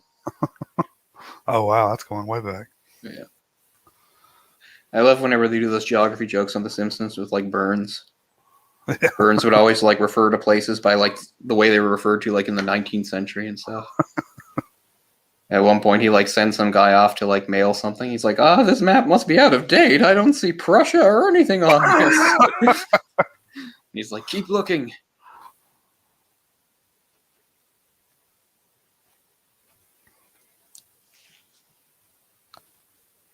Yeah, you get the sense that this guy, for like a ruthless like crime lord, he's actually pretty smart and restrained. Mm-hmm. But his son is like turning into like a crazy loose cannon. Pretty typical for a situation like this, I think. Oh yeah, like I said, yeah, it's a good movie, but it's like all the cliches as far as like crime drama and undercover stuff goes. Like here, like Rama doesn't have to do this, but he like feels the need to try to talk some sense into him.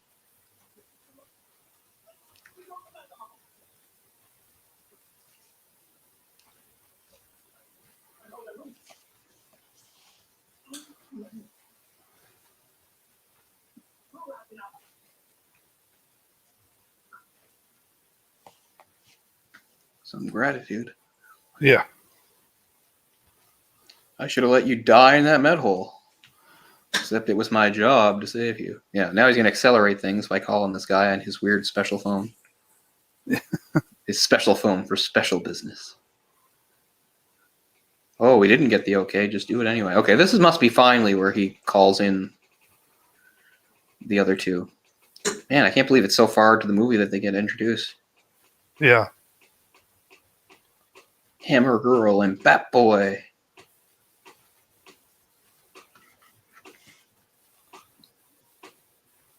Oh, there she is. Yeah. So another movie with a deaf character.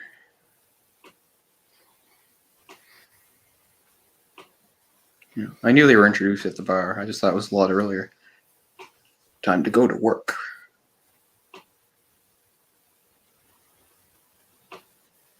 And that guy in the chair, he's like the main boss fight in this. Not even an actor. He was like a Silat instructor that they got. Because they needed to find somebody that, you know, could actually match Eco. Because Eco has such skills. And they couldn't use Mad Dog Guy again, I guess. Like, we can't do that 2 movies in a row. He's really good, though. Now we have some sort of street festival. It's the Chinese New Year. Maybe.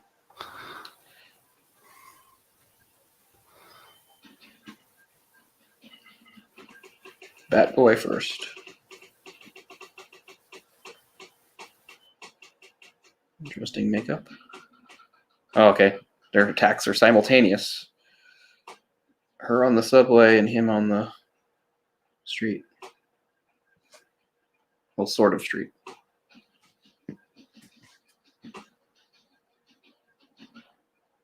But it's a good introduction. Shows how badass dangerous both of them are.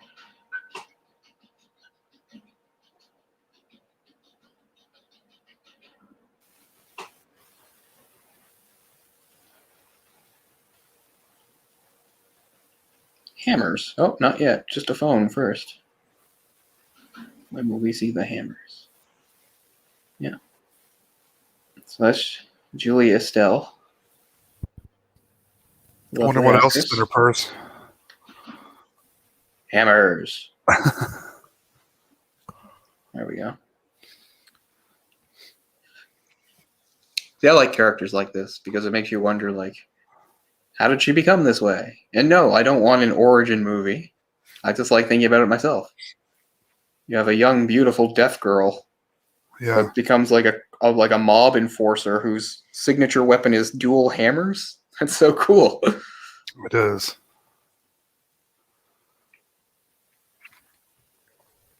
it really, amps it up from the first film. Yeah. It's bigger, badder. So he's actually the most dangerous, this guy. He's like the final boss. Oh yeah, he looks familiar. Maybe he did stuff after this, but before that, he wasn't an actor. He was a Salat instructor or teacher or whatever.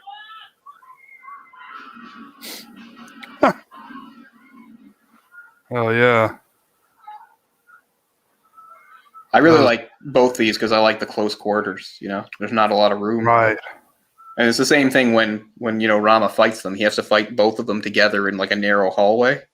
I love stuff like that. And it makes you, respect how hard it is to film that stuff in a tight. I know. The choreography is so crazy.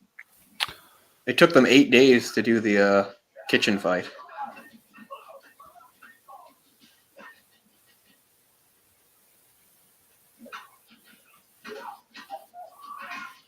Oh. Clonk.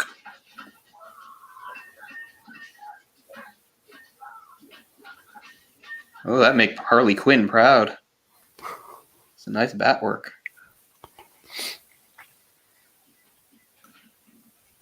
Oh, I love her cute little skirt. Oh.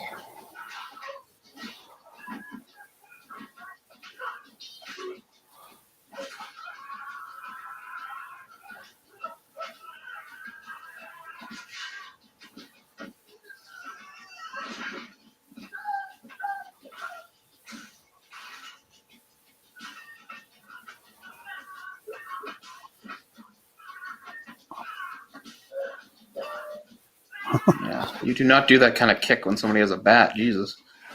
It's always customary to just scream, right? Yeah. Ah! Oh yeah.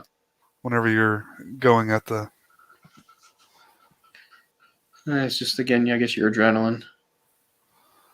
You don't want to get killed with a bat, so you're just like ah. Yeah.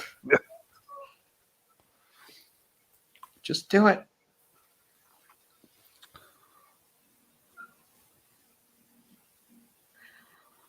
Like even like the boss who's like crippled is like a big cliche. Yeah. And I don't even mean like an old guy. There's like lots of young like crippled guys that are like Or disfigured somehow. yeah. He just needs like a big fluffy cat to be petting. I don't know if this guy has any lines. Oh wow. I'd be like, can't you just shoot me? Like, we're gonna save on bullets. That's a great cut.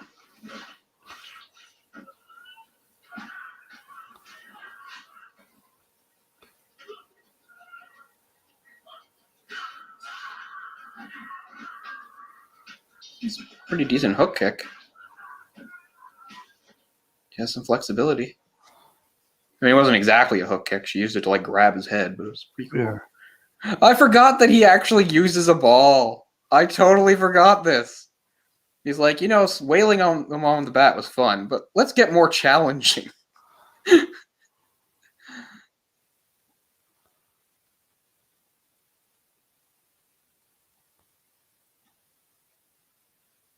Show off your deadly accuracy.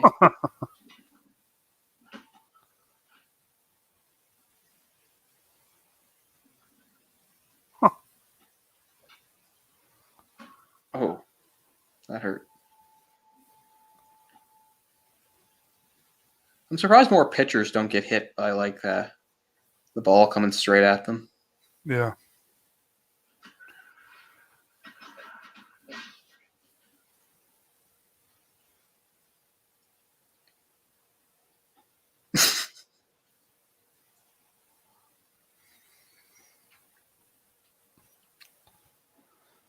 Is he one of them, or is he just some poor asshole that didn't get off the train? No, too late now.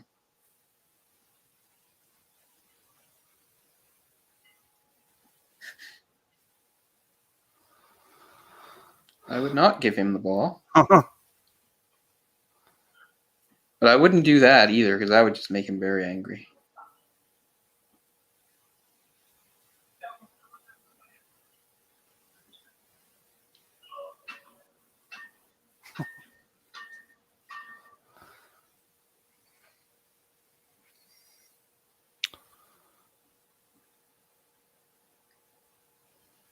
I've been hit with a metal baseball bat in the head before.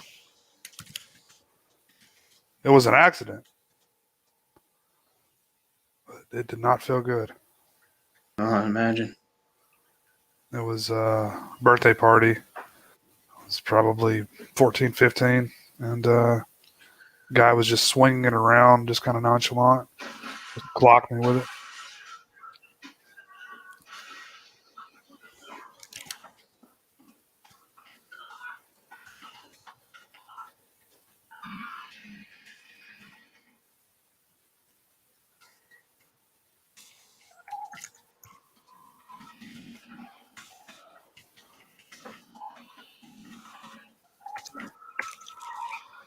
This is a Toyota Corolla, great automobile. Ah, very nice. I believe Corolla. Or Yaris, maybe. Oh, I forgot about the Yaris. It's small. Could be Yaris. Yarises are small, right? Yeah. I believe it's a Corolla, though. Yeah. Toyota Corolla. That's just satisfying to say.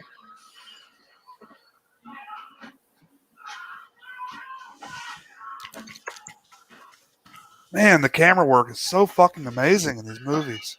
I know. Look how it just tracks everything. I mean, it you know, it makes it look so easy, but you know it's not at all. Like, you really, it's so seamless. You don't really, Yeah. have an appreciation for I mean, the it. shot just before there, it was up by the ceiling, and then it pivoted around, and makes me wonder even what kind of camera it is, because they'd have to like raise it up and lower it. It really is part of the action. Really, it's like, part of the whole thing. Really unique.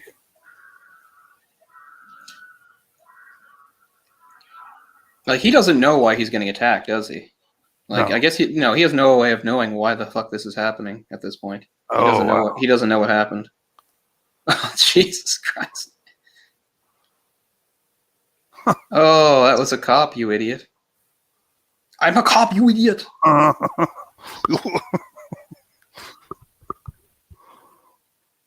You just disfigured one of your own.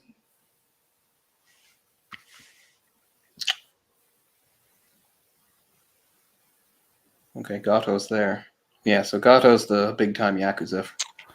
He's the leader of that gang, I guess.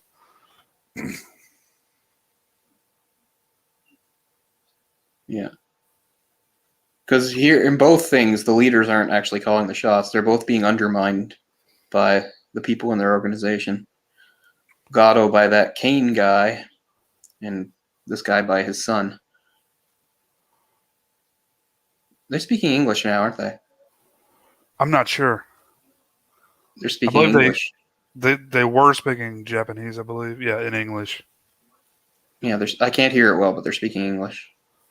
Unfortunately, it doesn't show the subtitle for that, and I can't hear it too well, but they're speaking English. My volume's all the way down, but it does indicate on the subtitle. Still speaking English.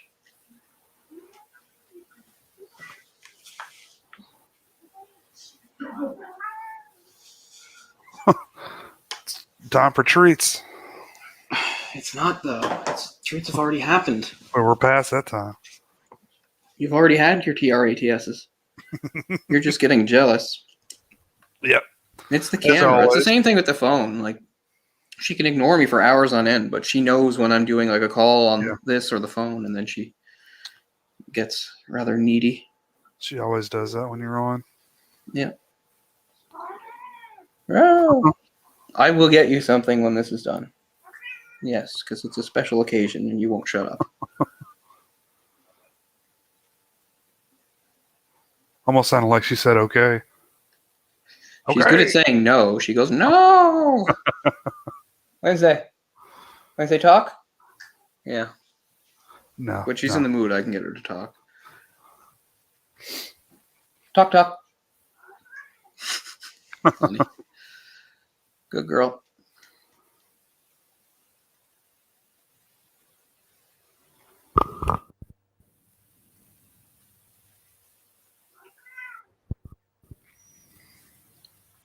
Well, back at his immaculate apartment. Nursing his wounds, I guess.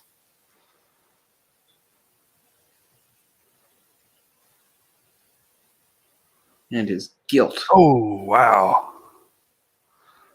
Oh, that is deep, man. That needs stitches. Did he pour urine on it? I don't know what he poured. Never seen yellow alcohol or whatever that was. It's hard to imagine that he put urine in that tiny little bottle, but I guess he could have. Yeah, that's true. Yeah. I've seen yellow alcohol. Let me think. Wait, what? Wait. Well, I Can't mean, like think now. maybe like a whiskey or something, but Yeah. or some sort of a.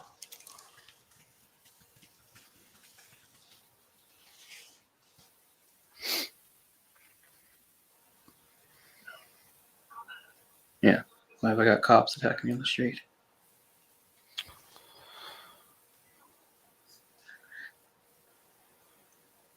Yeah, because they didn't try to arrest him. They just tried to kill him. I didn't realize Jamie was in here. How's it going? Yeah. We need to educate her on action films. Yeah, we've got a running theme going. Yeah, that's what most of our live commentaries are. They're usually martial arts action films. What's the next one we need to do? Well, I know we did the raid and Well, the other sequel we have to do is Police Story. Police Story. Because we did Police Story 1, so we definitely have to do Police Story 2. The great Jackie Chan. So that's the other sequel we got to do. But yeah, I'm hoping we'll also do some of, because it's probably the same for you on my and on my Prime. There's tons of like old like 70s kung fu ones, like lots I haven't seen. So I wouldn't mind checking out some that I haven't seen. I'd like to do some of the Zatoichi or Master of the Flying Guillotine, stuff like that. Yeah, for sure. That's fun stuff. Yeah. So we'll be getting to that in the next little while. Yeah, because there's stuff there with stuff like Gordon Liu or T Lung. Yeah. Some really great lesser known guys that would be lesser known over here, but you've got Wednesday photo bombing you back there. Meryl. Oh, we got the purse. Yeah. Good girl. Finally, he's figured it out. Yeah.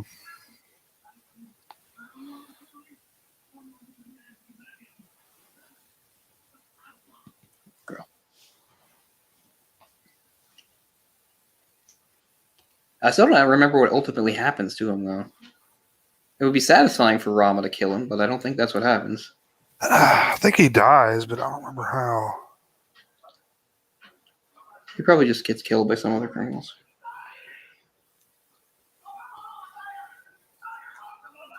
Typical rich kid.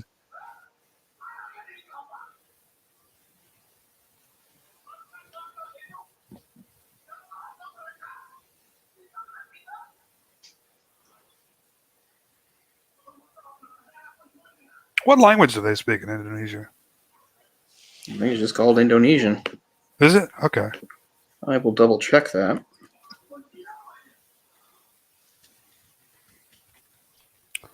I'm gonna go on Babbel and try to learn. I think I'm gonna learn Vietnamese. Try to learn Vietnamese first, just because I know someone that is fluent in Vietnamese and they can kind of help me out a little bit. But the Indonesian language is a standardized variety of Malay. Okay, there you go. Philippines is confusing as hell because Philippines, there's like 10,000 different variants of like the same sort of language. It's oh crap, I can't remember what it's called, but there's Tagalog or whatever. Tagalog, yeah, that's the big one. But there's not there's like a million different like variants of it. Yeah, it's just like from the old, I guess like tribal, different smaller cities had their own languages and stuff. And Tagalog's weird too because it has like the Spanish influence on it, right? Yeah, that's why Philippines is so weird. Philippines is like Asia's Mexico. Right. Exactly. Because it's like An Asian nation with a heavy Spanish influence from about 200 or 300 years. You've got the native people mixed with European Spanish. Yeah. Spanish are all over the place, huh? Yeah, it's one of the most widely spoken languages in the world.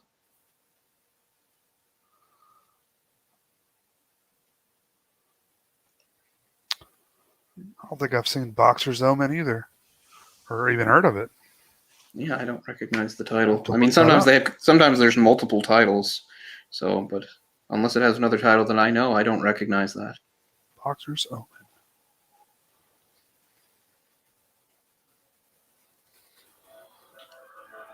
So he kills his own dad. That's pretty Yeah.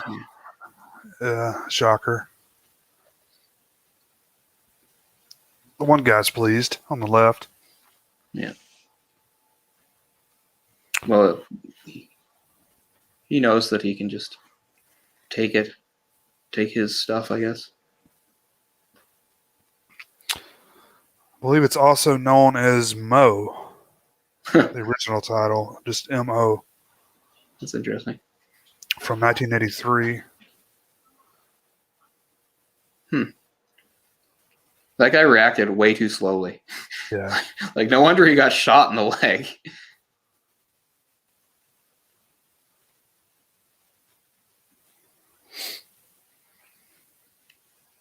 Really? I thought you knew him well. Anybody that knew this guy for 5 minutes shouldn't be surprised that he did all this. He's such a prick.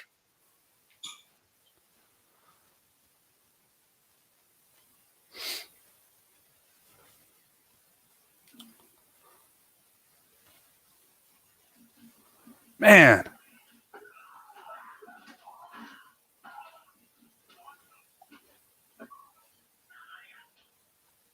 Run. Well, there's a bullet in my leg, but sure. Yeah, this is the first time, see, he's up against somebody that's like a match for him. Right.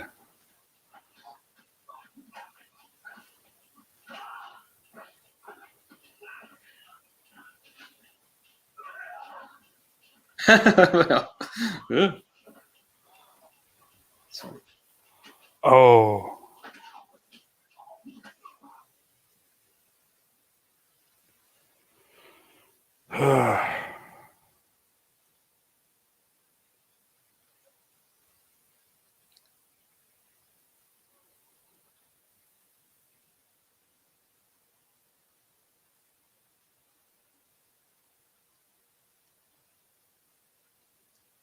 Get rid of him or get rid of him? Take care of him? Like take In care your of? ambiguous language, I can't figure this out. Like, should I didn't put him on a kill him. bus? Yeah. Yeah, I meant put him on a Greyhound. Give him some soup? What do you mean? That title does sound pretty crazy, The Boxer's Omen. Don't recognize it. So it's from the 80s? Yep. The plot keywords: trashy, Buddhism, black magic, boxer, breasts. Wow. I'm on board with all of those things. Oh, that sounds good to me. Philip Coe. I'm sure I know who Philip Coe is. Let's take a look here. As Fayco. Well, yeah, okay. But his anglicized name, I guess, Philip Coe, must have seen him in something. No. I guess not. I don't think so. He was in supercop.com. Okay. I also have Ninja 3, The Domination on recorded, which I'm pretty sure involves somebody being like possessed by the spirit of like an ancient ninja.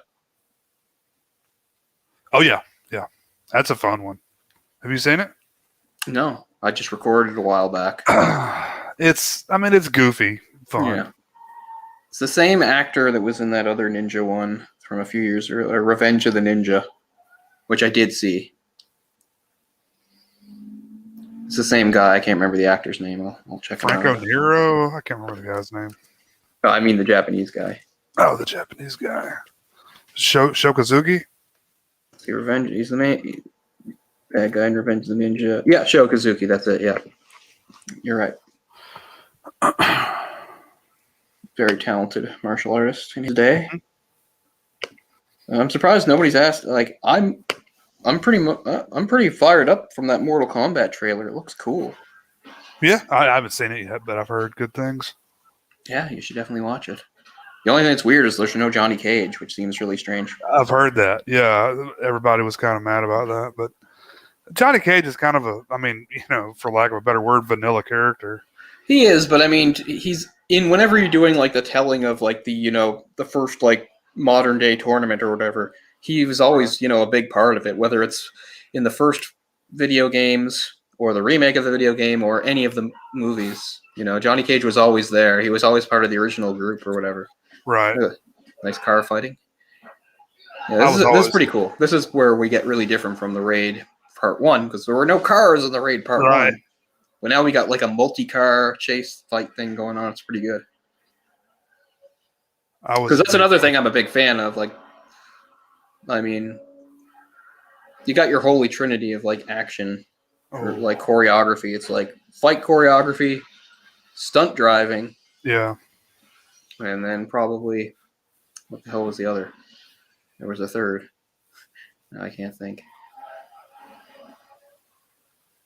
But I'm a really big fan of like stunt driving too. Like, I really like Baby Driver. That's a great movie. Yeah. It's like some of the best stunt driving you've seen in a long time. I mean, I know there's good stunt driving in those Fast and the Furious movies, but I don't know. They don't really do it for me. I mean, maybe they're too over the top. Yeah, that's what it is. Because I mean, just like with the martial arts and like fighting and stuff, I really have an appreciation for like people actually doing stuff. Yeah, and that's one thing. That's one of the things I've said before. It's sort of underrated about some of the Jackie Chan movies have some underrated stunt driving in them.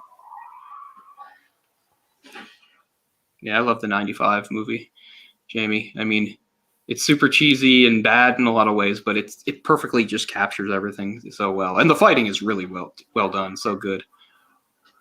I need to watch it again because I never liked. I mean, I only saw it like one time, probably in the theater. Oh man.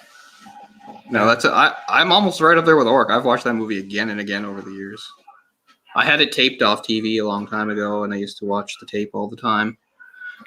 And I mean, even way back in 95, like I knew like the dialogue was stupid and the acting was bad. Yeah. And of course it has horrible 90s effects, but it all works so well. Like that's what's great about it. Because I mean, Mortal Kombat is not serious, Right. It works really well. And it seems like that's why I like the trailer for this movie, because it seems like they seem to understand that. It seems to really capture the spirit of the 95 one. And of course it ends with the music, which is so great. Like they kept the music. Dun, dun, dun, dun, dun, dun, dun. It's good stuff, though, that I'm missing. I'm missing some good stuff here. Yeah, sorry, I'm watching.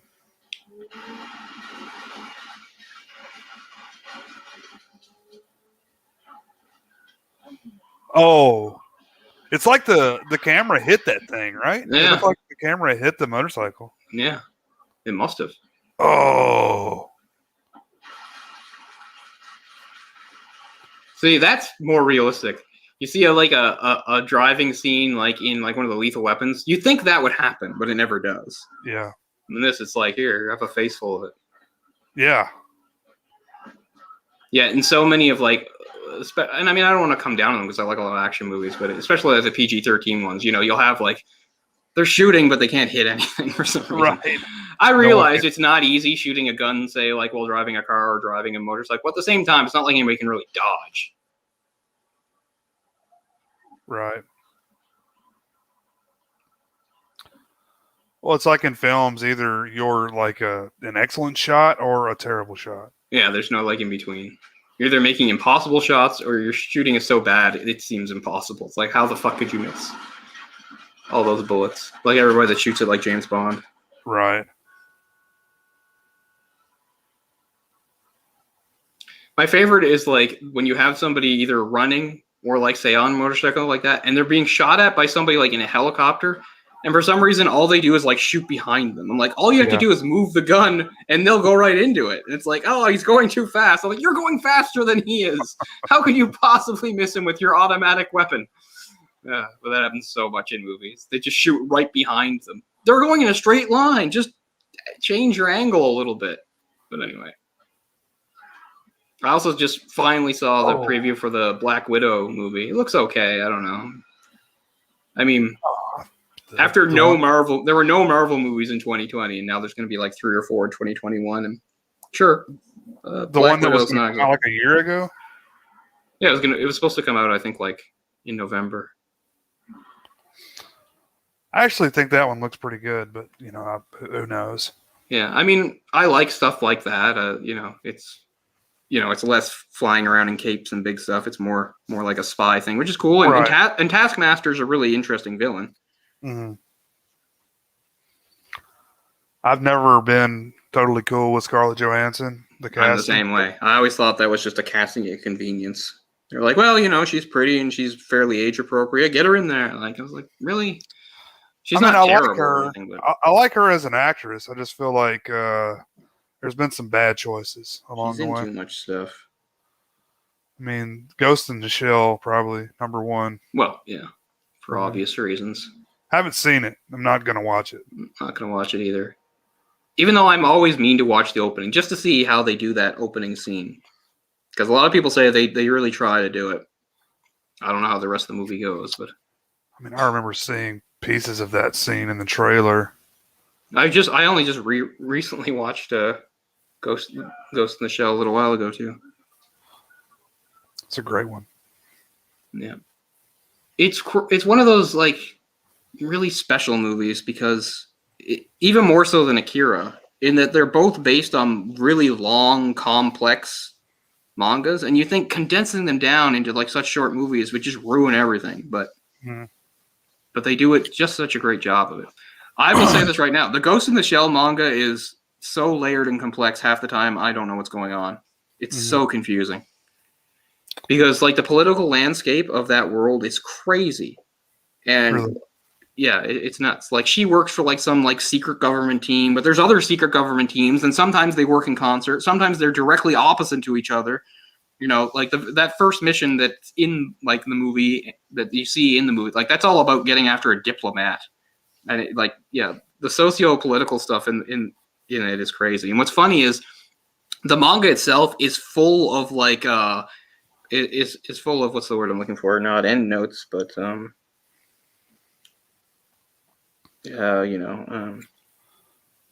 like, geez, I used to write them all the time. I have to do them for papers. My mind is going blank, don't it? Bibliography. Well, the things before that, not end notes. The ones that are on pages. What is wrong with my brain? It's such a normal concept.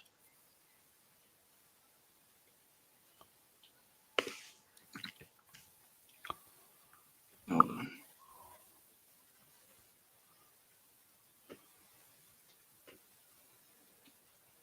Footnotes. I couldn't remember the word footnote. I mean, Jesus Christ, what is wrong with me? But yeah, it's that manga is riddled with footnotes to try to help explain things, and all it does is make everything like worse. It's so confusing. I've never seen the live action one. I've seen the actual one. I've heard about the live action one. I mean, live action anime is never a good idea. It's never worked out. Just watch Dragon Ball Evolution. Oh God, I forgot that existed. No, I haven't seen it. I was never the biggest Dragon Ball guy, but I watched some of it. Yeah. But yeah, so I was aware that there's a live action Fist of the North Star movie, but I can't imagine it being good. No. So he did actually rescue the guy that got shot in the leg. He did manage to save him. So good for Rama. You would think there's no way.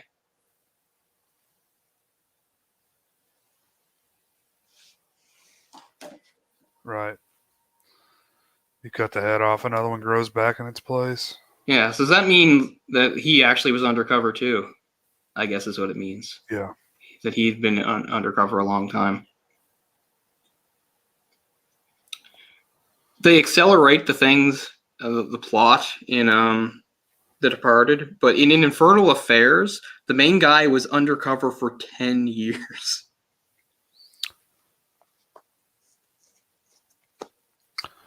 I remember, like, it was kind of in the early days of, well, not really the early days of the internet, but, you know, when The Party came out, I was like, wait, what?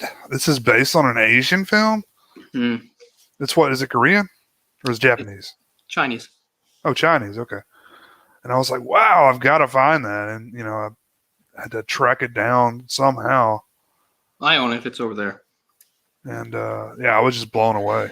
Yeah. I mean, it feels very bare bones after watching The Departed, because The Departed is bigger and more complex and adds more characters and has all. And I love The Departed. It's one of my favorites. I own The Departed too. It's right over there.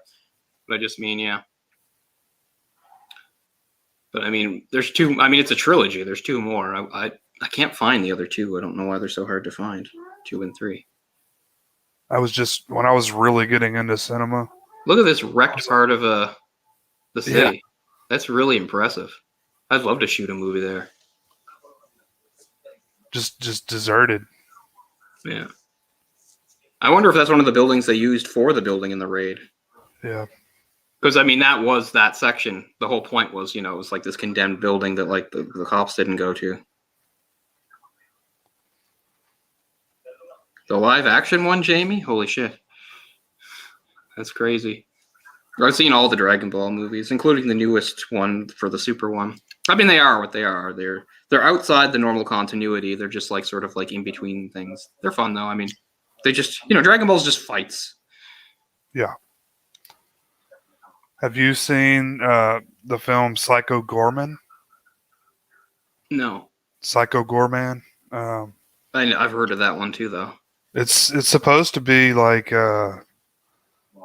Power Rangers. Yeah. Which seems really odd to me.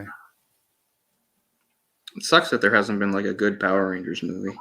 Again, I'm not a fan of the Power Rangers show, but I believe there's potential of it, you know, being something good as a movie, but it just never happens. I like the 95 movie because of how stupidly 90s it is. That's a fun one. That would be a fun live commentary in itself. I've got a little bit of nostalgia love for the show. But...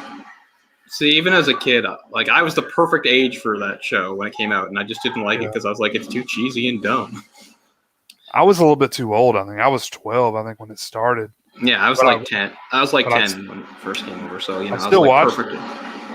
I still watched it too, even though I didn't like it and openly mocked it. So you know, I mean, when you're a kid, I kind of had a thing for the Pink Ranger. So me too. And years later, I mean, you know, my taste. I always think Trini was more pretty. Yeah. I feel so bad that actress died. She was only 27. Is it cancer? Car accident. Oh, that's not good.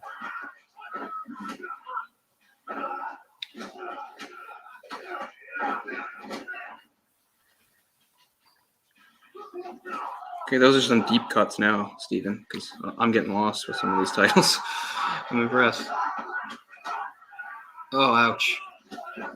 This fight here reminds me a lot of a Jackie Chan style fight. Yeah, yeah. He's got a bunch of guys coming at him, and he's throwing stuff at them and everything. And it's not as brutal as some of the other fights. So this is a lot kind of like, okay, that's pretty brutal. Jackie would not kick somebody in the back of the knee like that.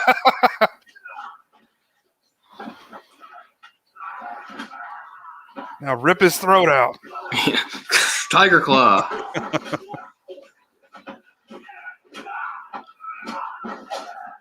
Oh, Manborg? Yeah. I've seen Manborg. I have not.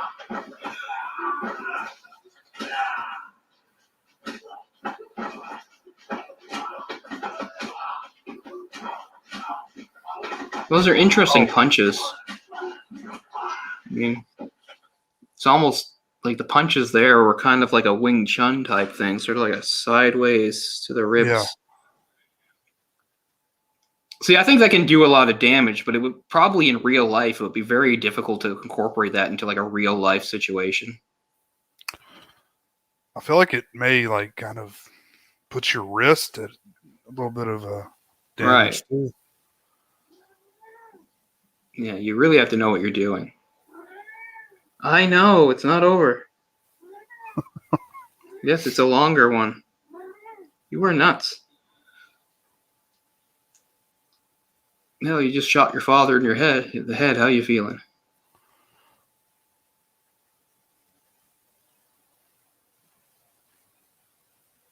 That guy has a shitty job. He's like the bathroom attendant at like some crime organization's building. Yeah. I'll take a pretty high death rate for that position. Yeah. You're like the lowest position there is. And this guy's just such an asshole too. Like, Oh yeah, they build it up well. so he just found a bug in was that his wallet? Yeah, it's the original bug that Rama had after he left prison. I can't remember how he wound Oh. up with it. We missed something. Oh. I thought he threw it on the ground when they left. Maybe somebody found it and brought it to him. I don't know. But okay, there's Goto, the Japanese guy.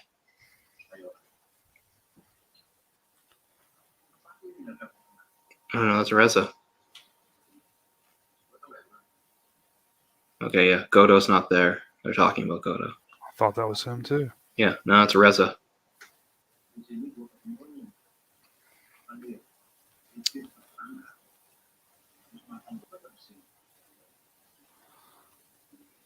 We even got the big twisty pepper shaker. Oh. Is he going to kill him now to prove how badass he is? Because this guy's not respecting him.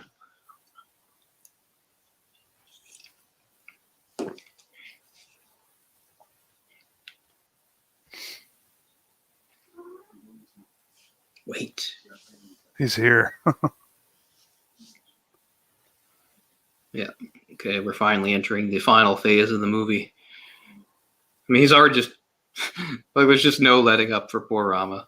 He escapes with his life, does that crazy car chase, has to fight all those guys in the warehouse, and now he has to fight his way through here. Get your bat. And it's time for the special bosses. The mini bosses and the main boss. I miss the parts where he like signs to her and stuff, because there's parts where he's like, time for work. Right. Bring your hammers. Which makes you wonder, like, they're probably in like a relationship, right? Or I don't know. I mean, they're at least friends. yeah.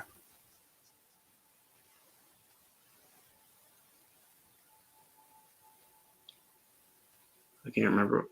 Flashing back. Yeah, he's remembering that I think he got tricked by him about who he was murdering. I think he told them that they were like traitors from the other organization or something. I can't remember now. That's what he went to prison for, right? Anyway, he knows that this guy's been playing him. Well, what's he going to do about it?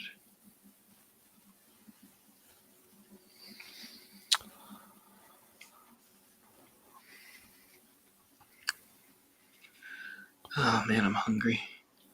I've been so poor for the second half of this month. I need to buy food. I don't even have chips.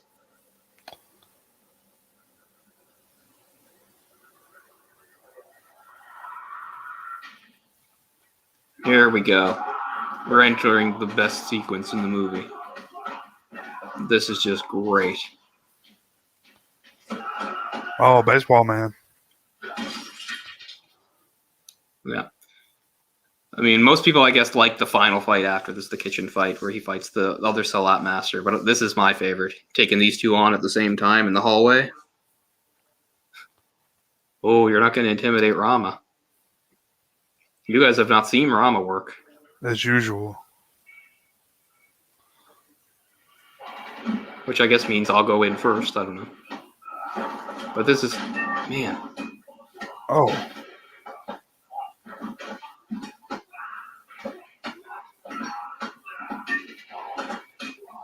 And he's completely unarmed, too. So Yeah. I like that cool sweeping move she does to like hit you in the ankles.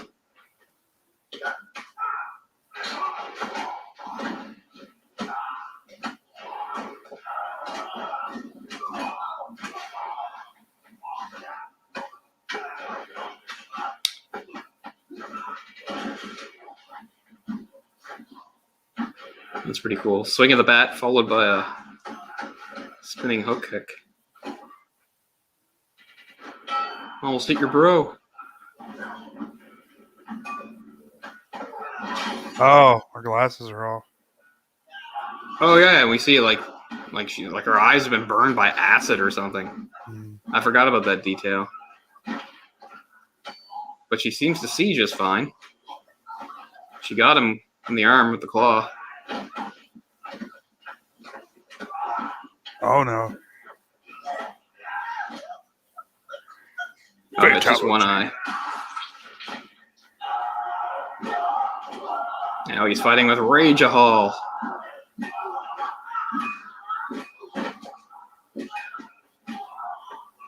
Oh, look at this. Watch the finish. I mean, it's the only finish that makes sense. Yep. And take your hands away. Oh, I love that. I could watch that fight over and over again. It's so good. See?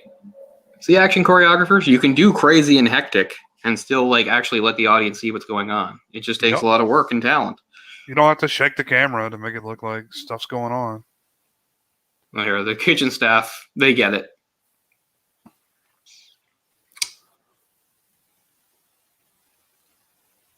We'll just be leaving now.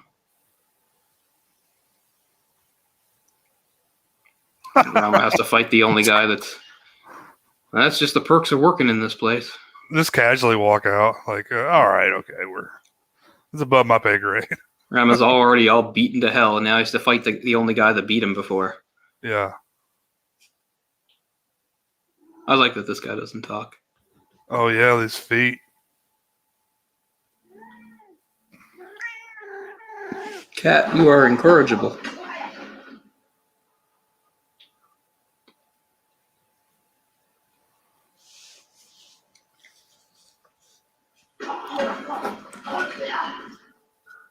Your monkey style will not defeat my mantis.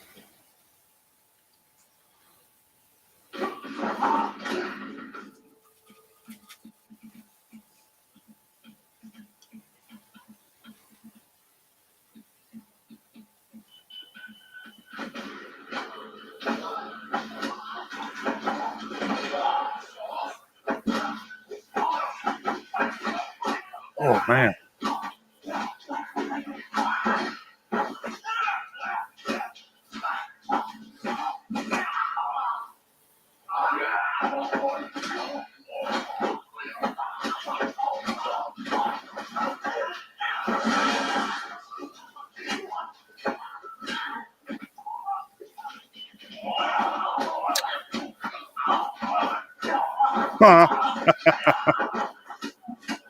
Yeah, that's cool.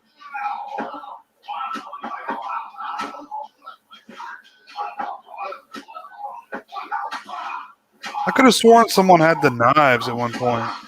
Yeah, they're gonna like grab. They're gonna have like weird curved knives. Yeah. And the way those work is you like catch it and then you go down, catch it. No, they're gonna get them. Yeah. I forget exactly where they grab them, but in the course of this fight, they're gonna get them.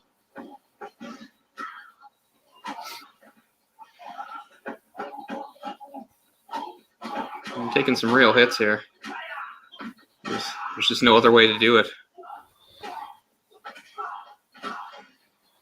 Oh.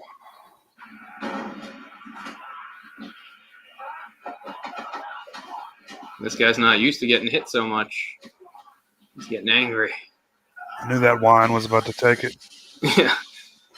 You can't leave all this glass unbroken.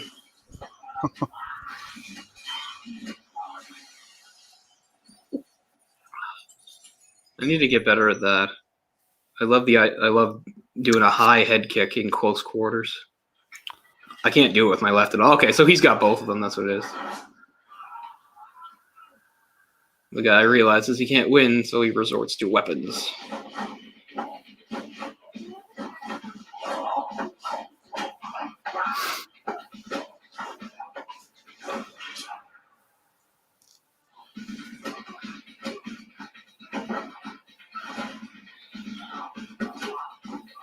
Yeah, they're like sickles or so.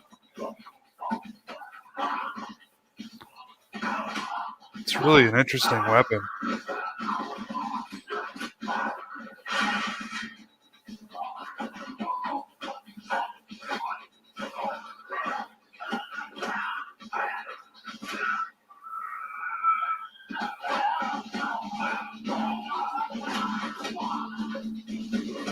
Imagine being that mindful to just keep from getting cut every time.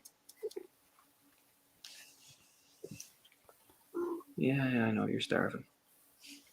Huh.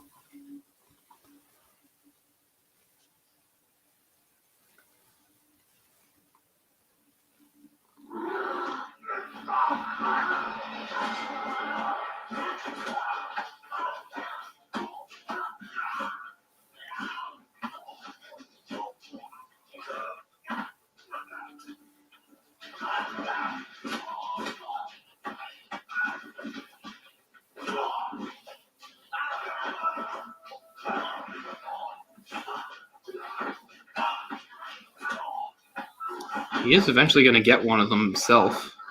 I remember that. There it is. Oh, yeah.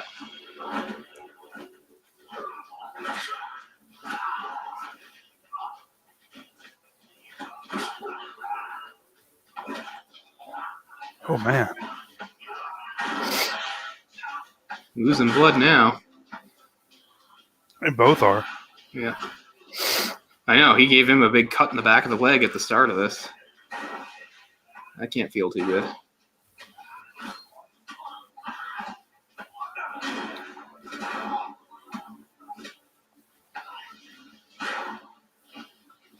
Oh, camera's great there. He rolls and the camera like rolls with him. Yeah.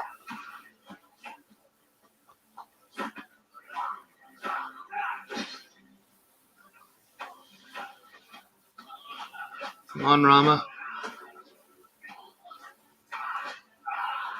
I could see why this scene took so long to film. Yeah.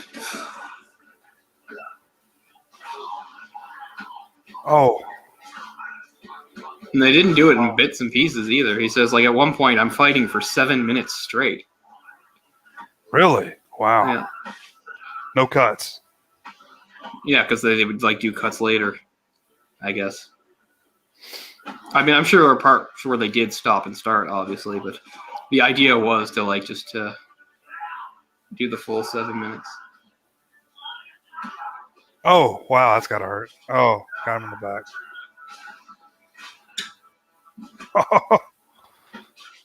Much like Mad Dog, this guy's a machine who keeps going, but even he's a human.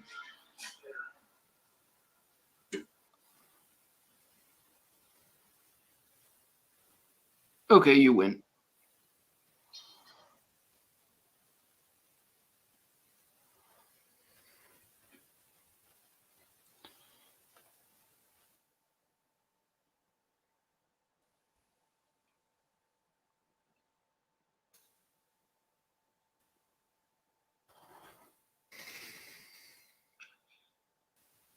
At this point, Rama could burst through the door, and then one of the goons just takes out a gun and shoots him. Yeah.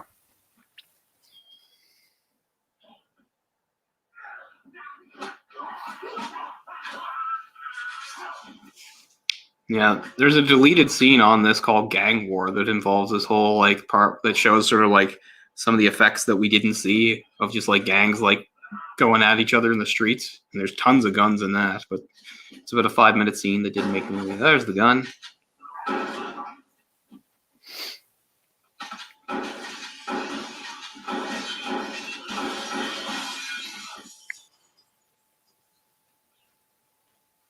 It partially hit there, or is that just glass? Well, guns like that, they have kind of like a scatter shot. Yeah.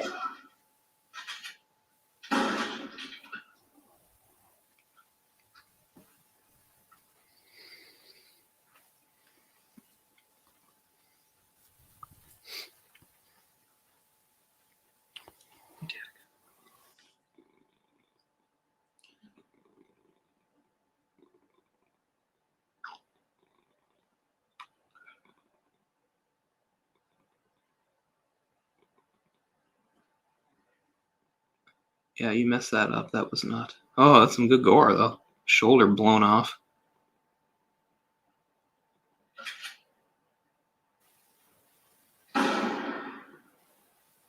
Nice effect.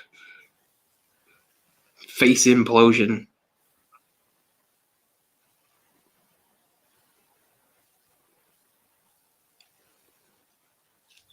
That was probably CGI, right? Yeah, probably. I don't know. It looked good. It did. I can't believe this damn movie's 7 years old. Yeah. No. Still probably closer to 6. But yeah. 2014, right? Yep. Wow.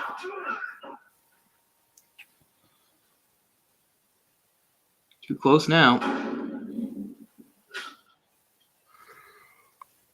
So I've been wanting to do that for 2 years.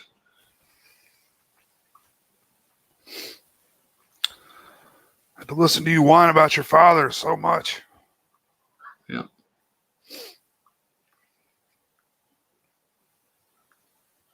We should end with the cops just coming in and arresting him, and he goes to jail for the rest of his life.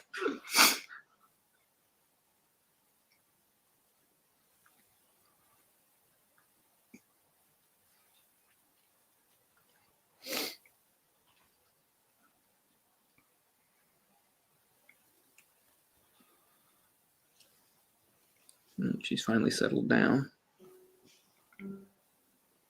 Yeah, you're getting some.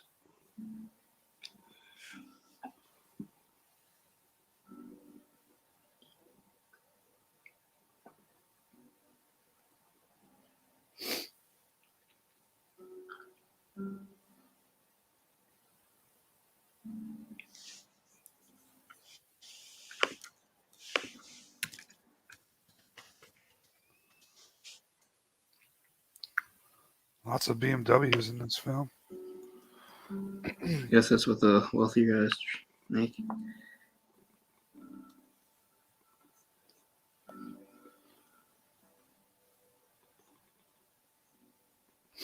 Yeah, so Gareth Edward Evans has an upcoming movie called Havoc, but I don't know anything about it.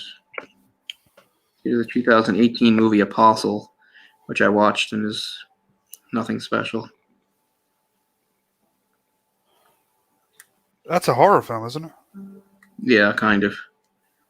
I didn't even know it was him when I watched it. It's pretty either. forgettable. It has a good setup. Like, I like stuff like that. It's like a weird sort of like cult on an island. It sounds pretty good, but it's not very good. I don't even think I realized at the time that it was Gareth Evans. It's all right. It's in Wales, so it's him returning to his roots, I suppose. I don't know what this Havoc movie is going to be, but hopefully it'll be another cool action movie.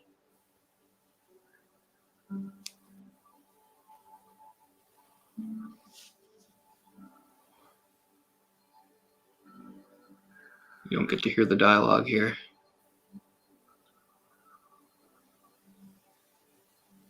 Is that Goto? I don't know.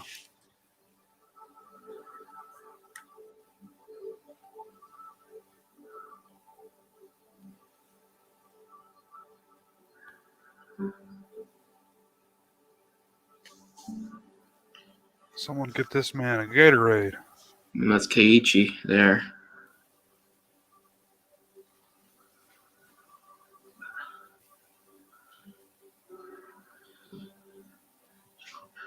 Yeah, that is Goto. Yeah, Keiichi. Yeah. Boom.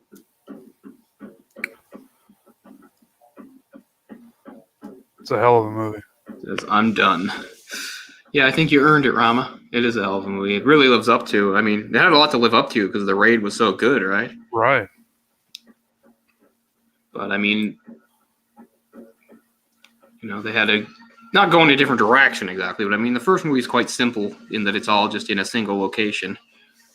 So while the plot is kind of every cliche we've seen in sort of these, like, a lot of these crime sort of mafia movies and stuff. I mean, it separates itself just by the incredible action and martial arts and everything. Yeah, hell of a movie. Iko Uwais is definitely one of the best guys out there doing it. As we said, he's still relatively young. He's there's so I don't know if you remember this, but just like what they did with, and it didn't work. Remember how X-Men was supposed to have like several Origins movies, but Wolverine bombs, they didn't have anymore? For Right. like a movie that's been in development hell for like a decade is a G.I. Joe Origins movie about Snake Eyes. Anyway, it's been shot, and he's in that as the Hard Master, which would have been, one of Snake Eyes' masters. It's funny. Really?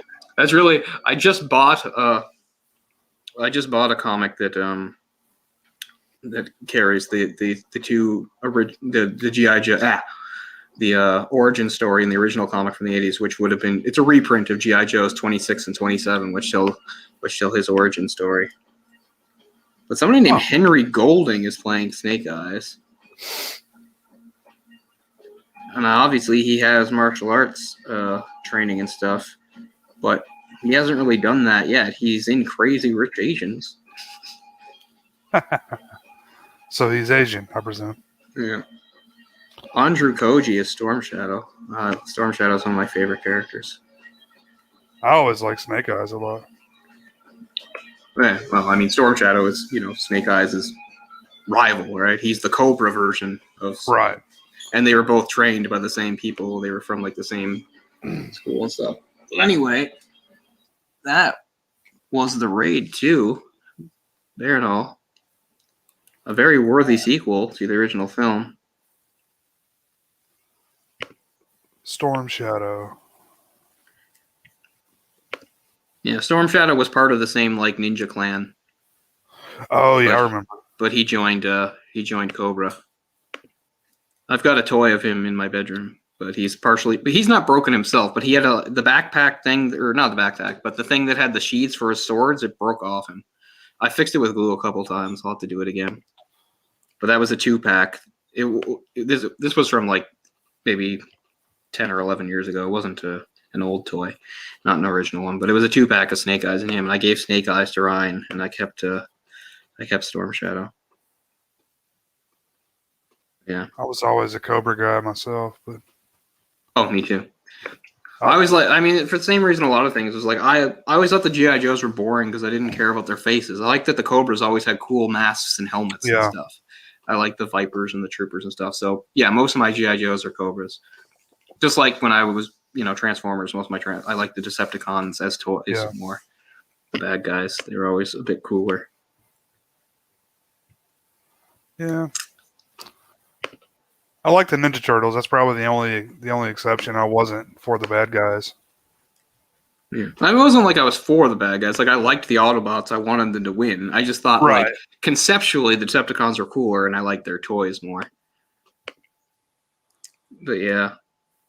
I mean the Turtles were the coolest. I mean Shredder's pretty cool, but then the other bad guys were pretty kind of lame. Yeah. The Batman versus Ninja Turtles comic, they made a movie of it a little while ago. The movie's pretty good. It's pretty satisfying watch. Let me tell you what I saw recently. Finally, Batman Ninja or Ninja Batman, whatever it's called. That's good. They go hard on it, right? They're like, well, if we're gonna animate Batman, we'll give it the full anime treatment. By the end, it's like even more extreme than I was expecting. It's fun. It's okay. Yeah, I mean for what it is. Yeah. Yeah. It's nice to see different stuff like that sometimes. Sure. Yeah. And speaking of those animes, those are back on my Netflix. Is like the X-Men and the Wolverine animes. They're good. It's too bad they didn't last longer. Yeah.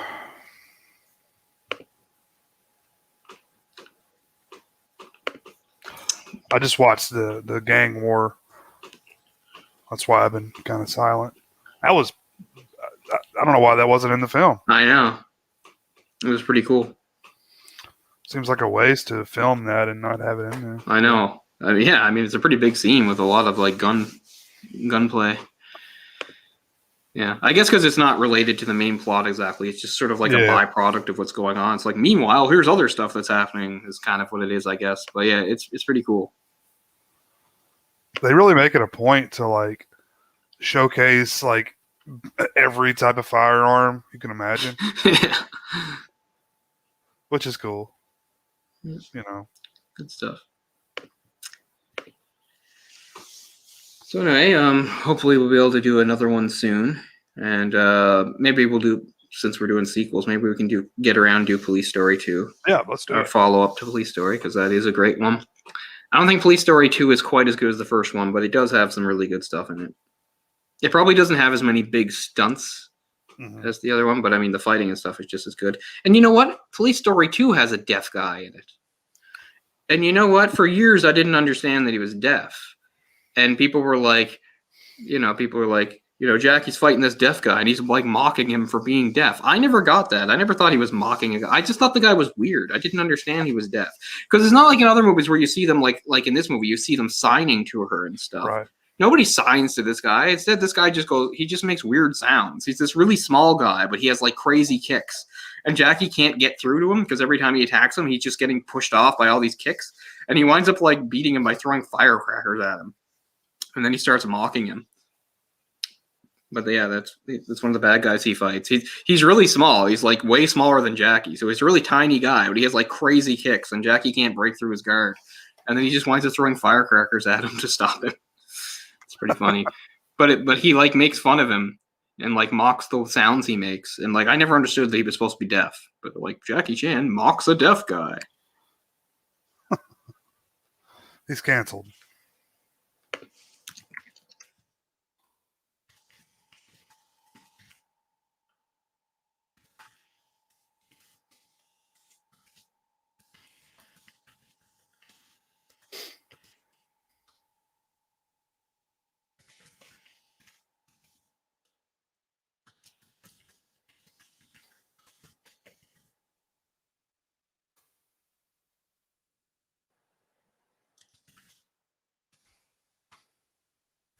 Sorry, I think we're both responding to people in the comments.